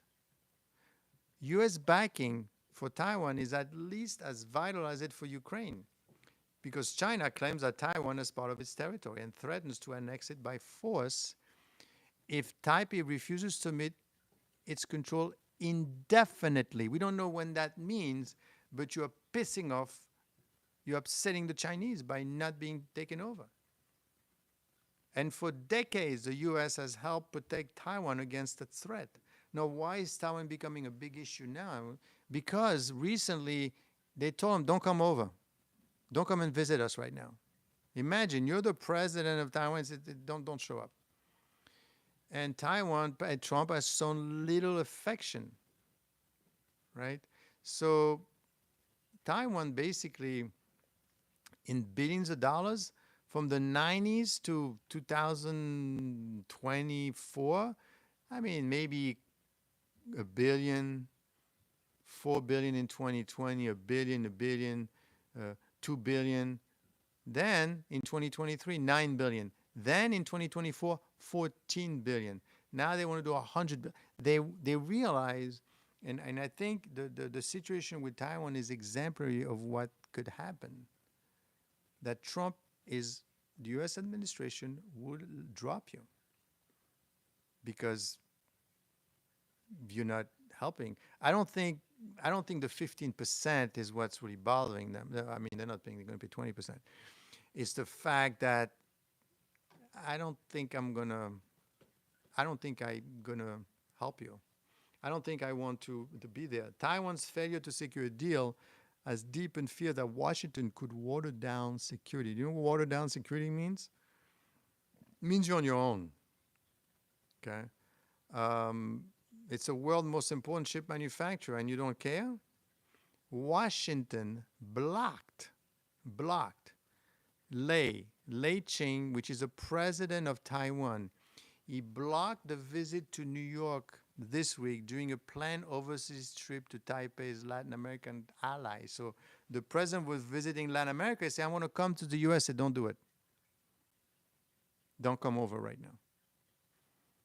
And it's considering a downgrade to bilateral defense. I feel that, I mean, yes, it's coming up because of the tariffs, but tariffs seems to exemplify a hardening of the position of the US. The position is getting tougher and tougher and tougher. When I mean tough, it's not so much by the numbers, the fact that don't come over. You're on your own. India, we're going to do business with Pakistan. That's tough. Those two things are dear to these people because they thought that, come on, are you serious? But I think, of course, you're going to say, well, because Trump is he's a bully, that's why he's doing it. That's a possibility. Maybe he's doing it for the fun of it. Or maybe he's got a bunch of advisors that say, listen, if you don't do anything, in the next couple of years, we're going to become irrelevant. Meaning what? Well, basically, no one wants to, China really doesn't need the US. I'm telling you. Let me double check my trusted sources, but what does China need the US for? And it's important for you to know where to pick your battle, to know where the danger is going to come from, because you want to be prepared. See, Trump is ignorant. I mean, the US is one of China's largest exporters destination. China exported $500 billion worth of goods to the US. So a slowdown in US demand directly impacts manufacturing economy and employment. And that's employment. That's what the Trump has on China right now. He's basically saying, I'm not buying anything from you. I know that you need to sell your stuff, and you make a lot of stuff. I'm not buying it.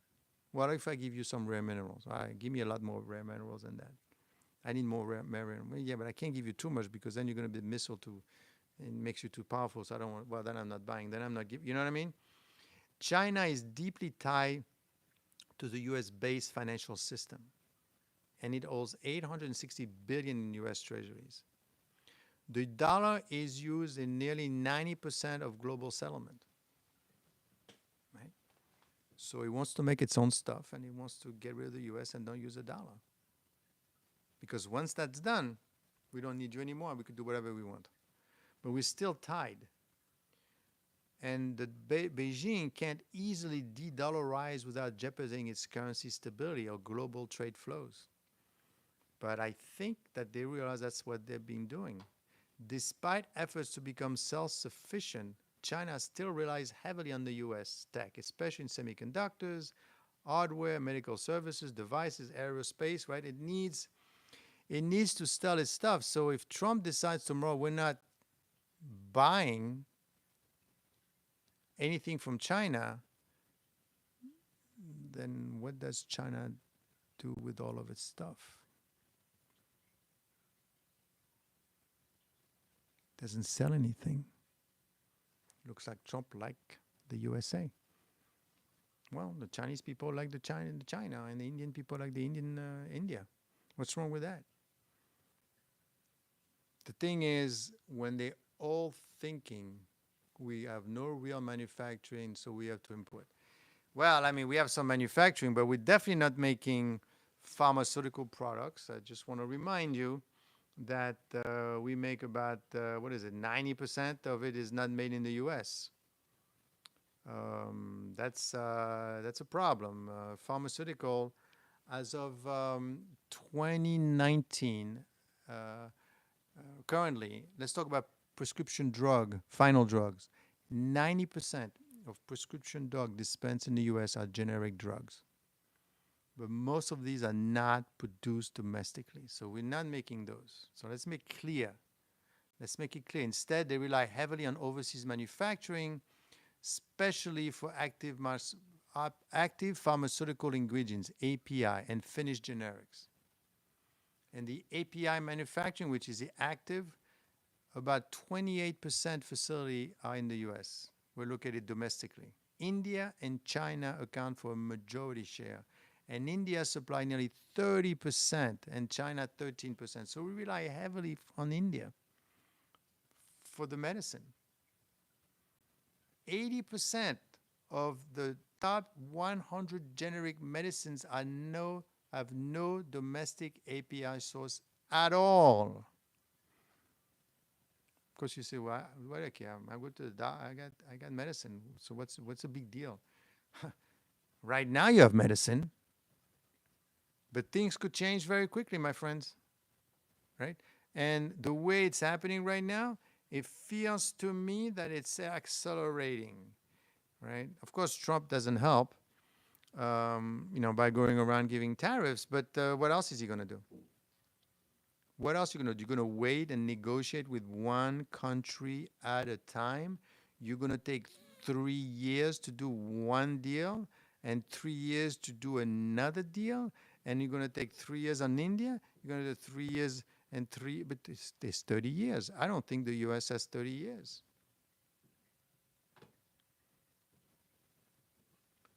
How many years before the U.S. industries become irrelevant? Is that even possible? Maybe a stupid question.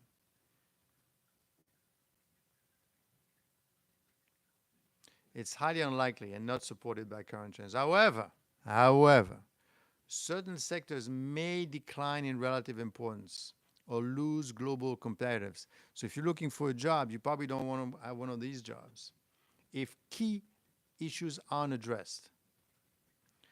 I mean, the US industries will not vanish in a fixed number of years, but some sectors are at risk of stagnation and erosion within the next 10 to 20 years. The timeline depends, I'm not saying it, right? The timeline depends on how the U.S. responds to domestic and global pressures. Now, you can understand what Trump is trying to do here. I mean, you may not like what he's doing, and he may not doing it the right way, but someone has to do something. If not him, then somebody else. Democrats, whoever wants to do it, but someone has to do it. Semiconductors. So basically what we're looking at is a loss of hedge enhanced nodes to Taiwan, Korea, and China. 5 to 10 years. EV battery supply. China dominate material refining. 5 to 10 years left. This is even worse. Rare earth mineral. That's bad. Rare earth mineral.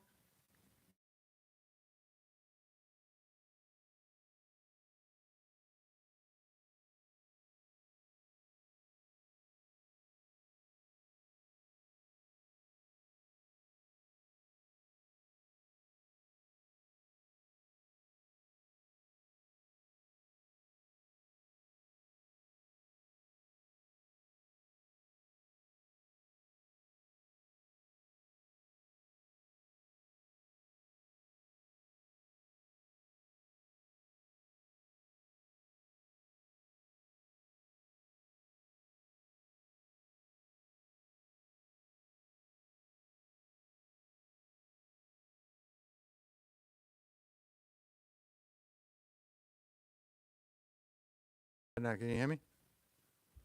Should be good now, right? Hello. Good? Okay. Thanks, Steph.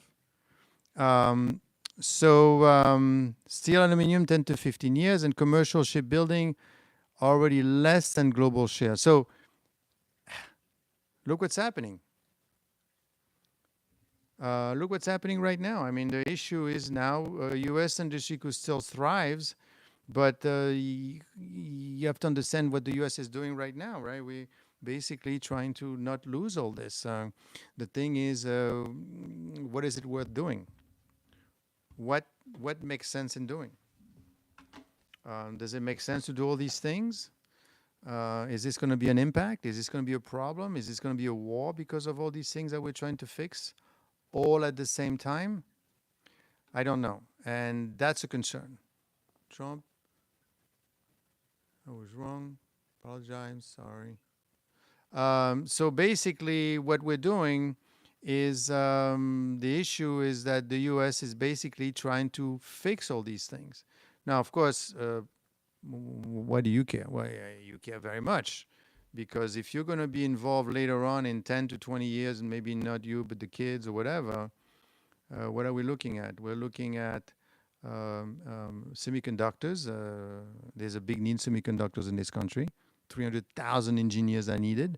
But but you need the money to do it, right? You need to invest in that. That's why Trump wants Taiwan to come in and do their thing. And they're saying, we'll do that thing. And we could do a lot more, because in 5 to 10 years, we're done. We'll never be able to recover. The semiconductors is a problem. The EV battery, rare earth refining, heavy manufacturing, steel. Now, of course, some people will tell you, but that's fine. Other people are doing it. Why are you upsetting everyone so that you get to do all these things here? Well, because then you won't be able to do them. And, it takes a while. You can't just build a plant and start making these stuff. Making these things again. You may not realize it because you don't work on it every day, but these things takes forever. What you should remember is look what happened with COVID. Work in the U.S. industry saw the problem with getting China back in 2019. Yes. And unfortunately, what's happening, as Steph mentions, you don't see it until it's there, but when it's there, it's too late, right? And I think what happens is the U.S. waited so long to do anything that, Trump got in because a lot of people lost their jobs and they wanted someone, and he's doing what he says he's doing, and he's squarely focused on industrial production. And unfortunately, he might be doing too much, because as he's doing this, right? Look what he's doing with Taiwan. Look what he's doing to India. When I say he's doing, meaning that he's breaking the relationships. He's breaking even with Switzerland. And all this in one day. They thought, well, not Switzerland. The Swiss government has denounced. The Swiss government, and of course, Swiss think pharmaceutical. The Swiss government has denounced Donald Trump's decision to impose a 39% tariff on imports. Swiss government said the move was a great regret, despite its effort to engage the U.S. in constructive negotiations. But we're talking to him. He's not listening. Why is he not listening? Share of pharmaceutical from Switzerland.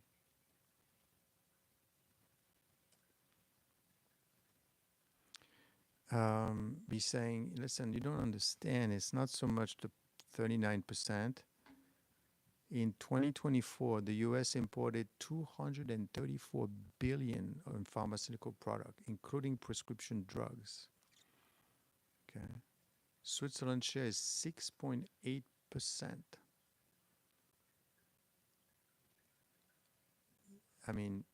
Ireland, we haven't talked about Ireland, but hopefully not. But basically, Ireland is 28% of pharma imports. Switzerland is 8%. It's not a small amount. It's not a small amount.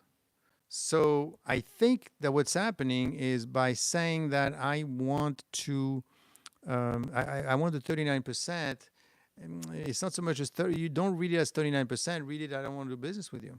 I'd rather not doing business with you. I want to stop you. And in fact, there's a whole thing going on right now with the Trump going to pharmaceutical companies, asking them to lower their prices.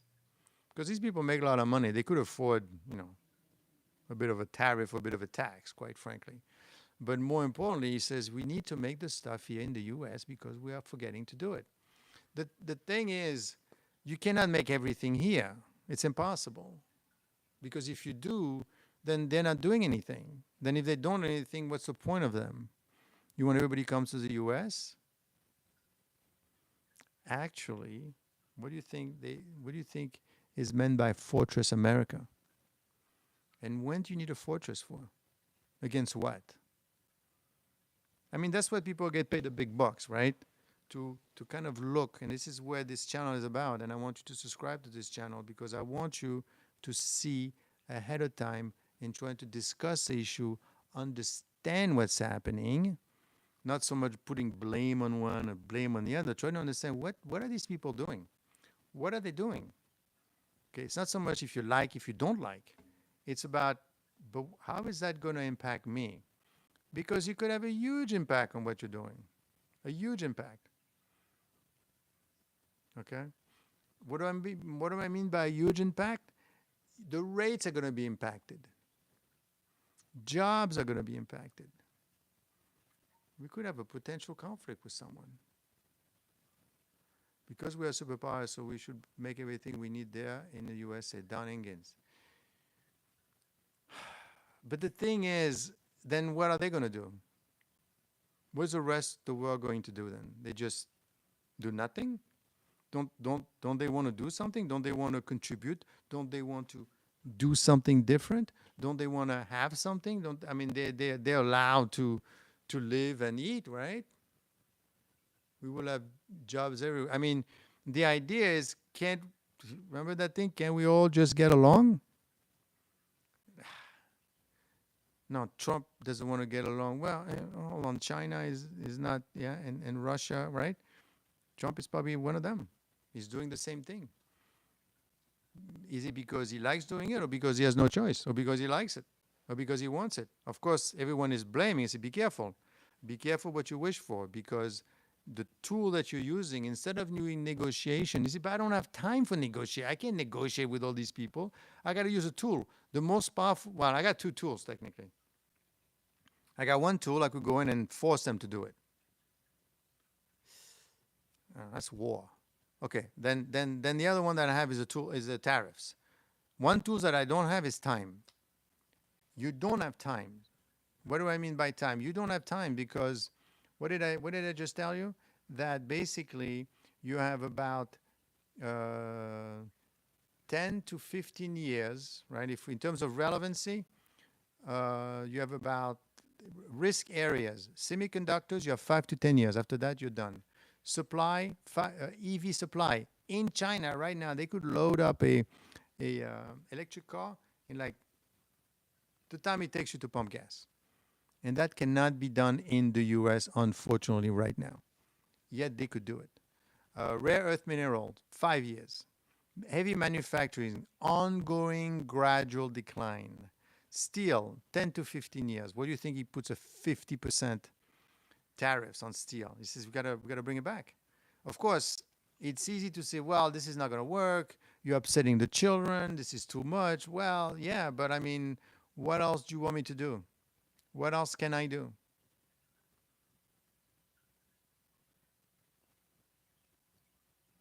It's impossible, right? It's a problem. And I think that is the idea. The idea, unfortunately, Trump will need one thing. Trump needs the economy to keep going. Trump needs you, all of us in the US, to make sure that, and in the world, that we keep the machine going. Now, what gives rise to a recession? Now, let's find out, but okay, fine, recession. When is it going to come? It's not going to come because some people want it, right? What could cause a recession? Well, historically, you usually have slow job growth, cooling of job openings. You have a breakdown in economic activities. That is the thing that happens usually when you have a slowdown in the economy. You have a stock market that is not doing too well. Okay. What caused a stock market crash? If you look at history, it's really financial shocks, contraction of the money supply, which we don't. We're supplying lots of money to the. A lot of money is supplied by the Fed. Big shift in fiscal tightening, but we're not there yet. So you don't have an economy. Of course, people that don't like what's happening are going to say, be careful, we're going to go into a recession, inflation is going to come, but we have not seen it yet, right? The Fed may decide not to supply enough money in the stock market. For example, The Great Depression in 1929, it was a severe contraction in the money supply. The Fed did not want to put money in the system. But the dot-com crash, the Fed slowed the money supply growth during the late 90s. Now, the money supply, meaning putting money in the system, generating to curb overheating because they want a thing to overheat too much. The 2008 financial crisis, I was there. I remember a sharp tightening of credit and slowing money supply growth preceded the market collapse. COVID-19, the Fed massively expanded with quantitative easing, fueling a rapid market rebound after the crash. So, but right now, don't worry about that because the Fed is putting ample supply in the market. Now, I have to be careful because the more money in the supply, you could create inflation, but rather fight that than something else. So as you could see, this is more of a course, of a class as to what's happening, but you need to understand all these principles.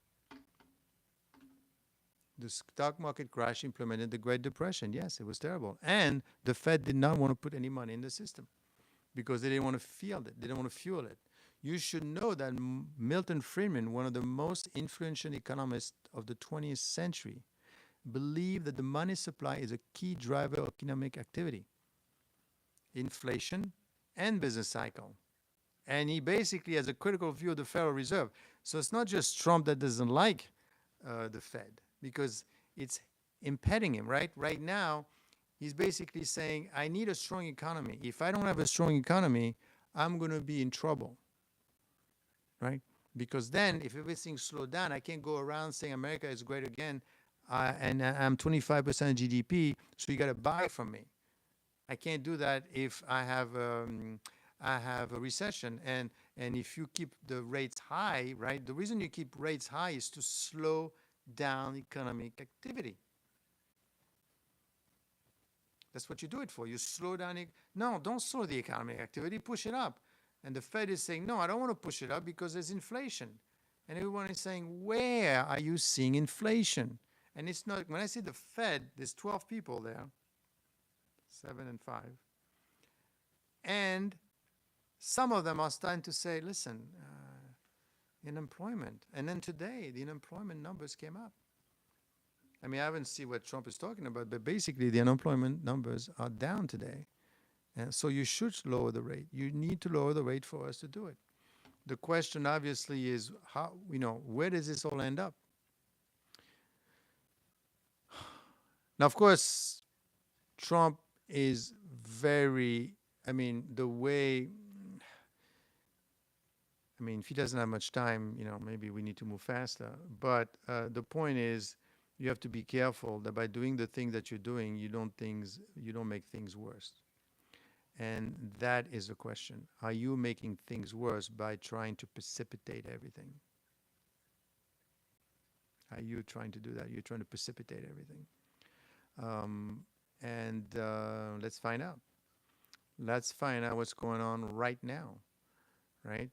Right now, the stock market is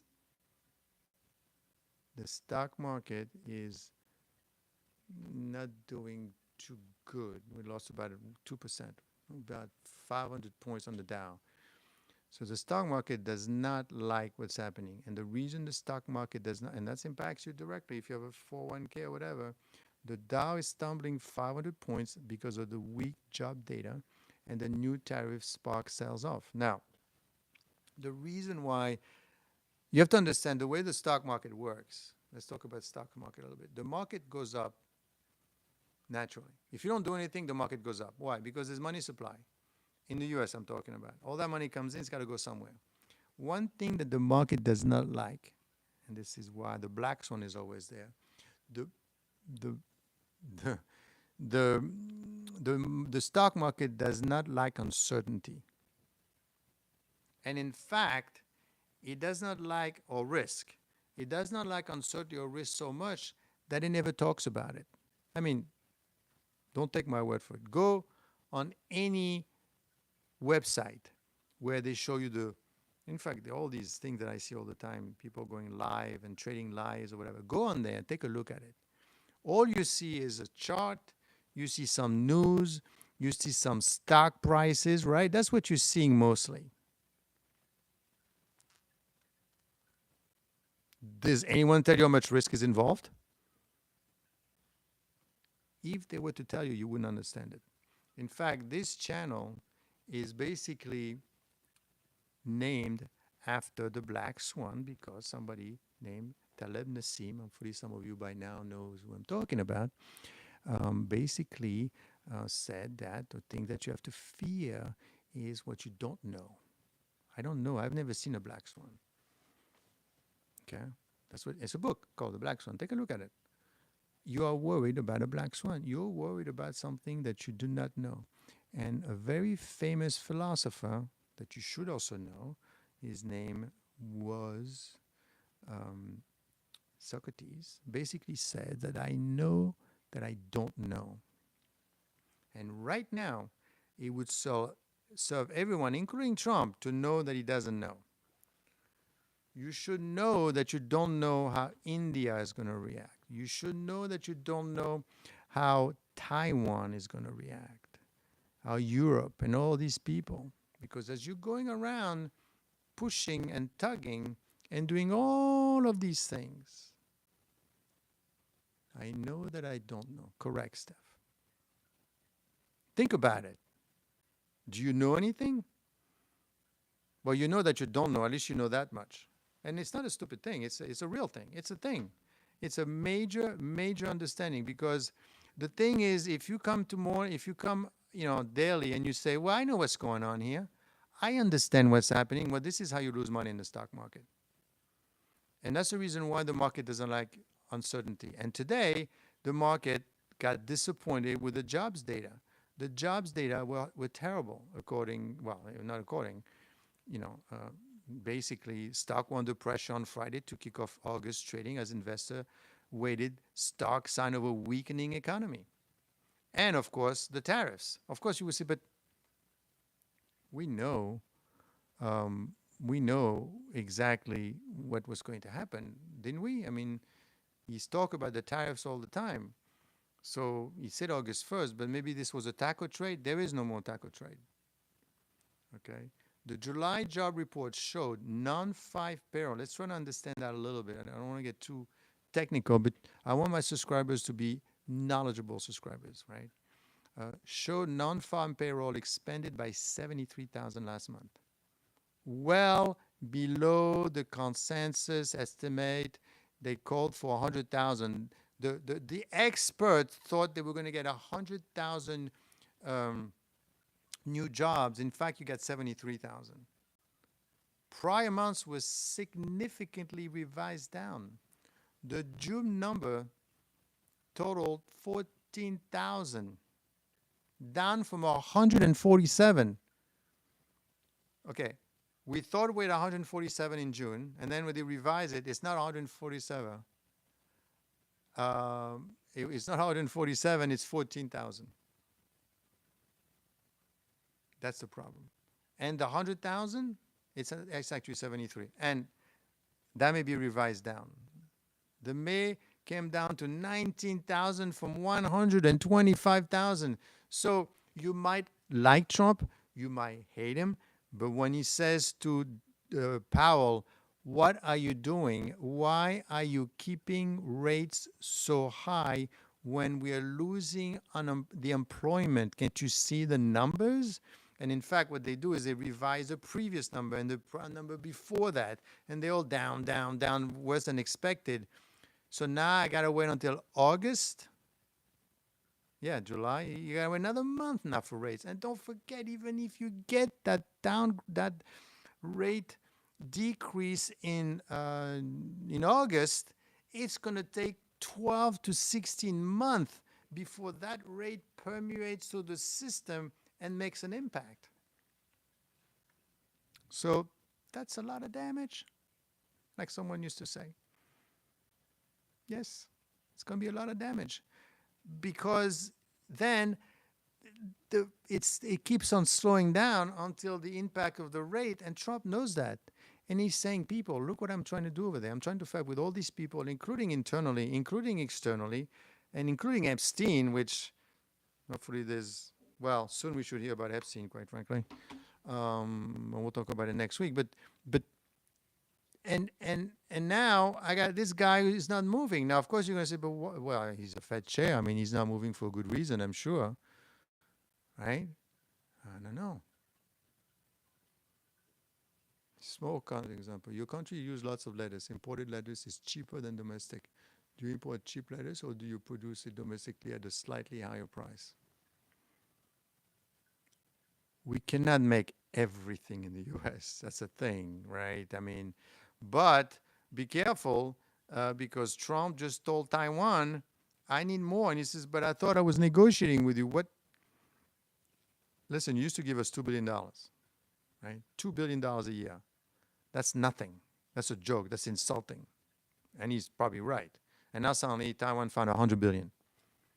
Well, because they said, well, I mean, this is great. I mean, the US is there. It's not doing anything. I keep producing the stuff that I want. They're going to protect me against China. And what's the cost to the US of not doing anything with semiconductors? You only have, what did I say, 12%? So basically, employment, I want you to understand that the employment in the US is weak. This gives the Fed the ammunition it needs now to cut in September. Don't think for 1 second that just because they're going to cut, then the next month the numbers are going to be up. No. And I see it. I know people that are looking for works, looking for job, and it's difficult. It is difficult to get jobs, especially at entry level. The numbers increase the odds that the Fed could act sooner than expected. So now, obviously, what's happening, and this is how perverse the market is, the market now is going to say, okay, so we're going to have a rate decrease in September. That's what it's expecting now. And it's going to build this up into the stock market. If in September, in August, you don't get it, and the reason you might not get it is because I don't think maybe they don't care about that. Maybe they want this thing to fail with Trump. You don't know. Right? There's a bunch of Biden appointees. Maybe, I don't know, maybe they're saying, well, I'm sorry, inflation, it's coming through eventually. So we're going to wait. We're going to still wait. We're going to sabotage the thing. And frankly, if you are, I mean, don't blame the guy, but if you're not to be a complotist or whatever, I mean, if you think, if you know Powell, I mean, he must be pretty pissed at Trump right now. In fact, very upset at him to the point that maybe he says, you know what, forget him. No, I'm not seeing it. Yeah, I know unemployment is going down. Oh, I guess that the latest number of employment went up a little bit, so it's not that bad. So therefore, we're not going to lower the rates. And you know what we're going to do? We're not going to do anything again. Right? I mean, then you'll say what he said in 2021 when we were recovering from COVID and all that money went into the system, and basically what Powell said at that time is I'm not raising the rates under Biden. But then he said, oh, maybe I made a mistake. I should have raised the rate. I raised the rate earlier because inflation went up too fast. My mistake. Sorry. Maybe you'll say that again. Oh, you know what? Sorry, I didn't realize. I know I put us in a recession, but I didn't realize. Don't you think that Trump knows that? Don't you think that his advisors, all these people around him know that? If I know it, they all know it. The trick is he's in charge. And why do you think they want him out? Not because they doesn't like him, it's because they realize that this guy wants to take us down. And unfortunately, Powell was appointed by Trump, true. But he's not doing what Trump wants to do. And Trump needs to manage this whole process on his own. And the bigger risk of all of it, I hate to tell you, is Trump. Because he controls everything and he manages everything. I mean, so far everything is working, but suppose something happens and he's not there, or he loses power, or the Epstein things come along, then this whole thing collapses. Because I don't see anybody else picking up the slack of the energy that he has, and the doesn't care kind of attitude, and the tax and the thing. 47 is the greatest risk, yes.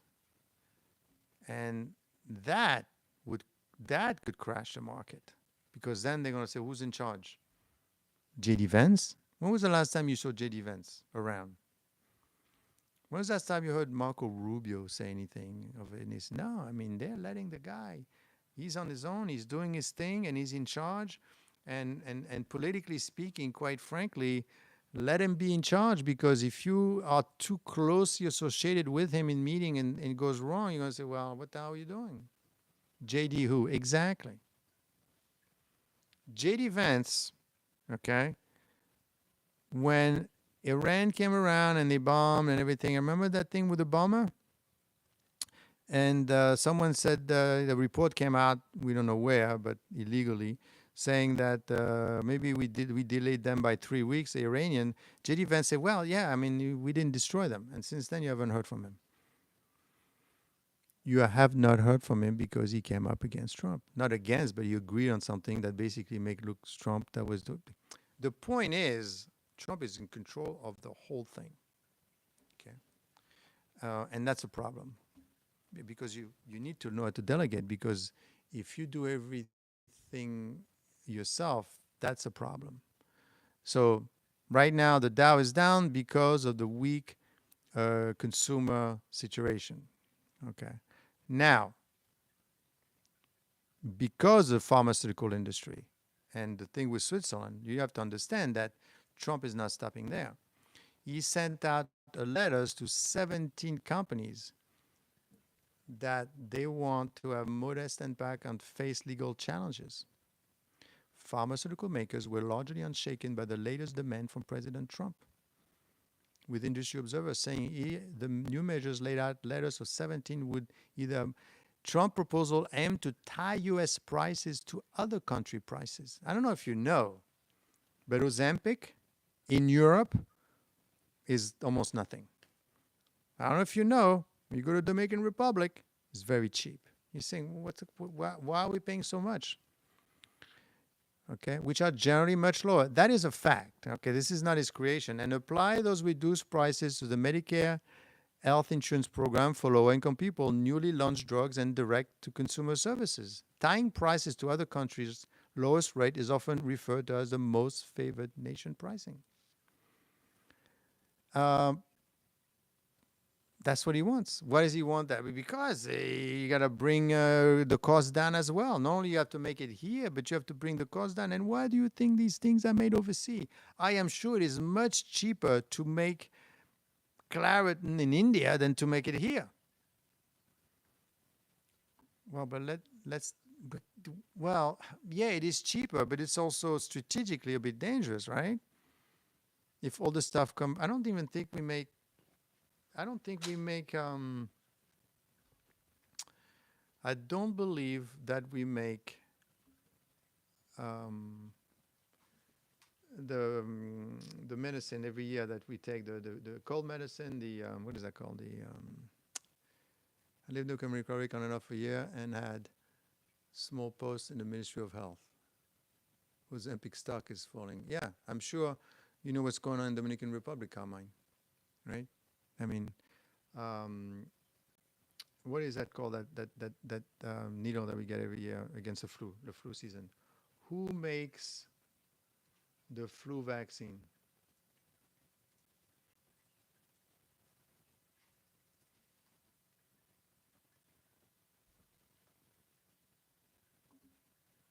Okay. Top flu vaccine manufacturers. 1, Sanofi, France. 2, GSK, GlaxoSmithKline, UK. Australia, Moderna. Okay. So developing Moderna and what is the market share? See, the thing is, I don't even think we make the vaccine anymore. It's starting to sound like a Trump appointee, but yeah, Sanofi, GSK are the top producer of flu vaccine. Estimated U.S. market breakdown. Okay, you want to know? You want to know, okay? Sanofi, 40%. CLS, Cyrus, 35%. GSK, 20%. Moderna, which is, I guess that's the U.S. one, right? Yes, less than 5%. The U.S. doesn't even make its own flu vaccine.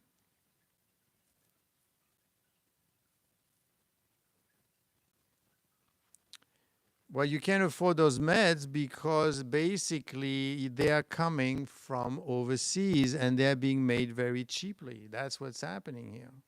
And that's a concern, that everything is made overseas. And that, you don't want that, right? You want it to be made here.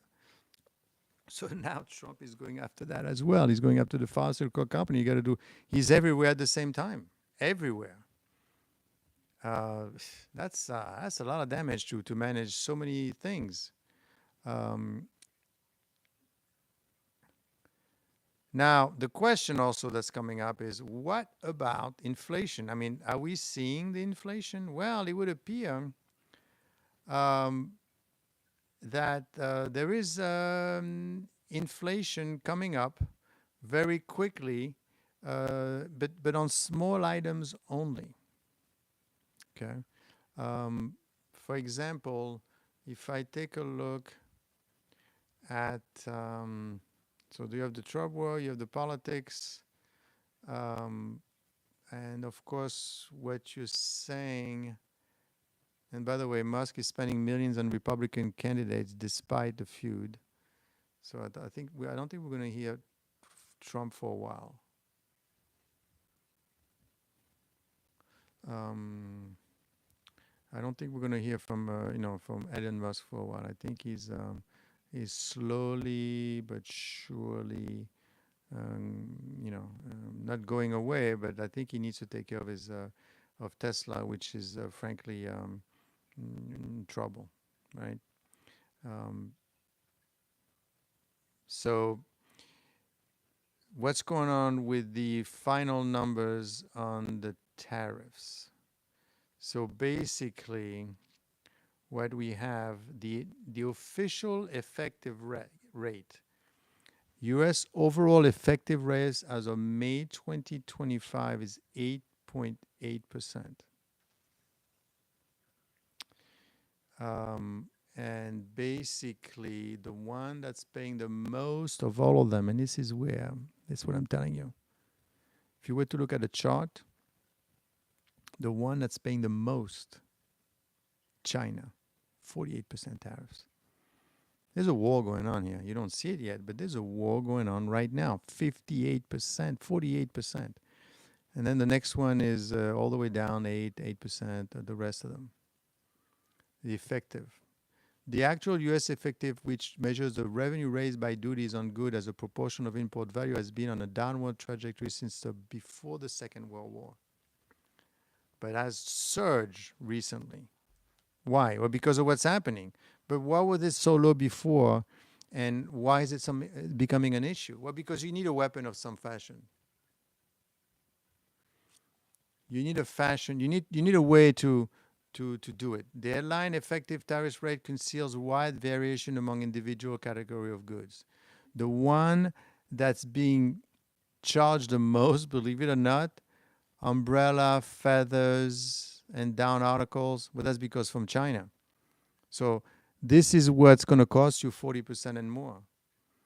Umbrellas, feather, iron and steel, footwear, textile, all this stuff is going to become like 30% more money.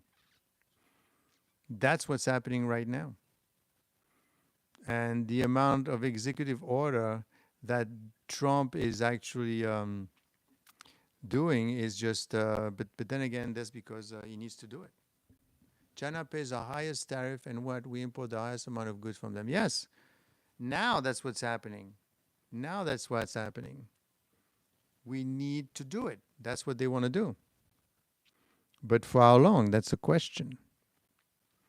They basically, I believe that overall, right, what's really happening right now is the U.S. is at war with China. They're the one that's paying the most. Not an overt war, but it's losing control of the process of having to build things.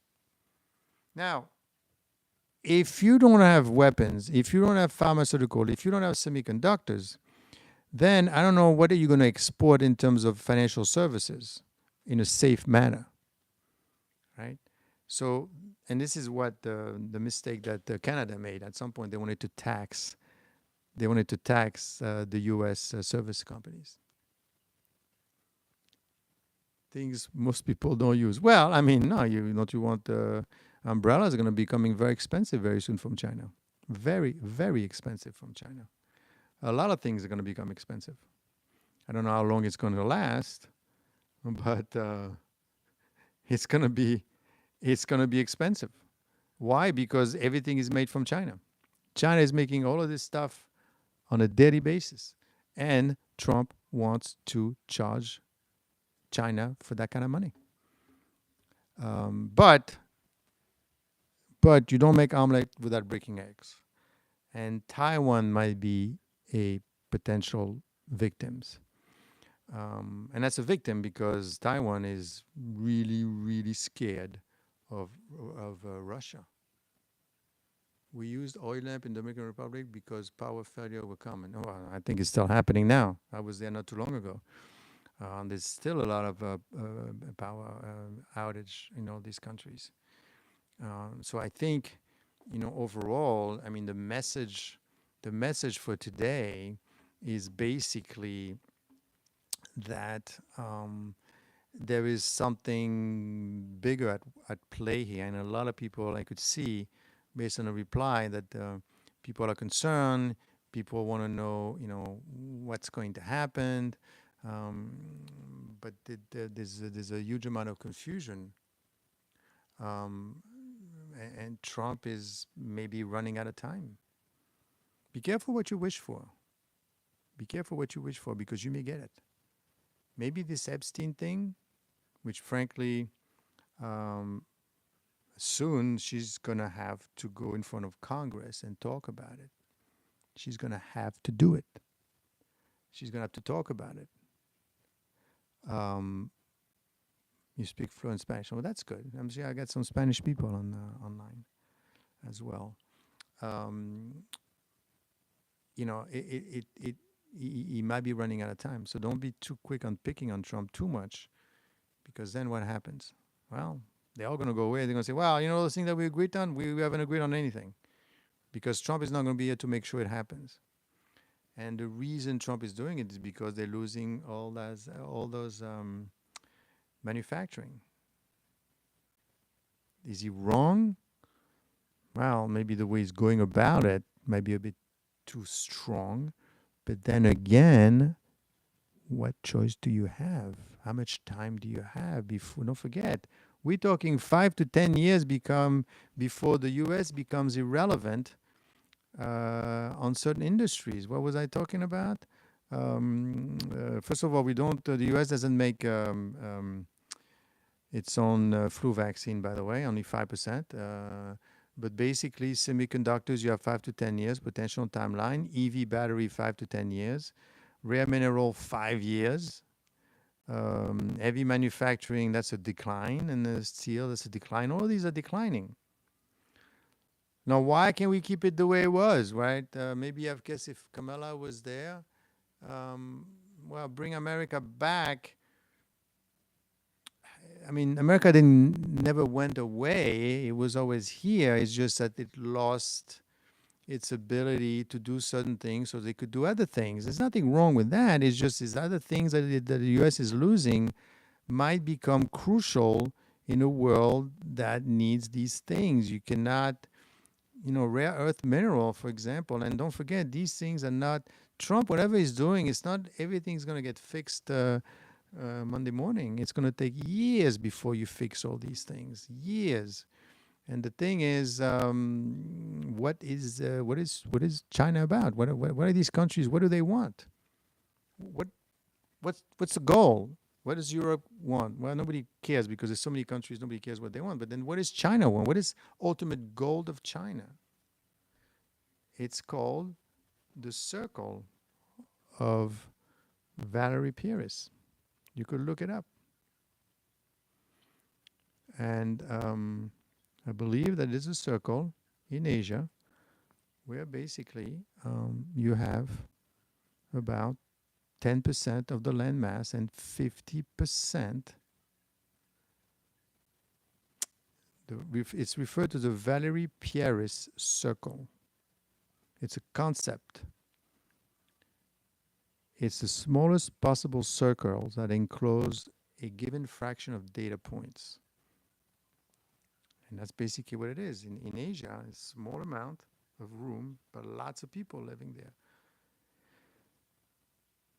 Who knows? When they sit down around with Trump, he's asking them, "What is the biggest risk that you have? We are losing all this industrial production. Is that a problem?" Yes, it was a problem in 2020. What else is happening? Well, China looks like they want to own and make everything, but that's great.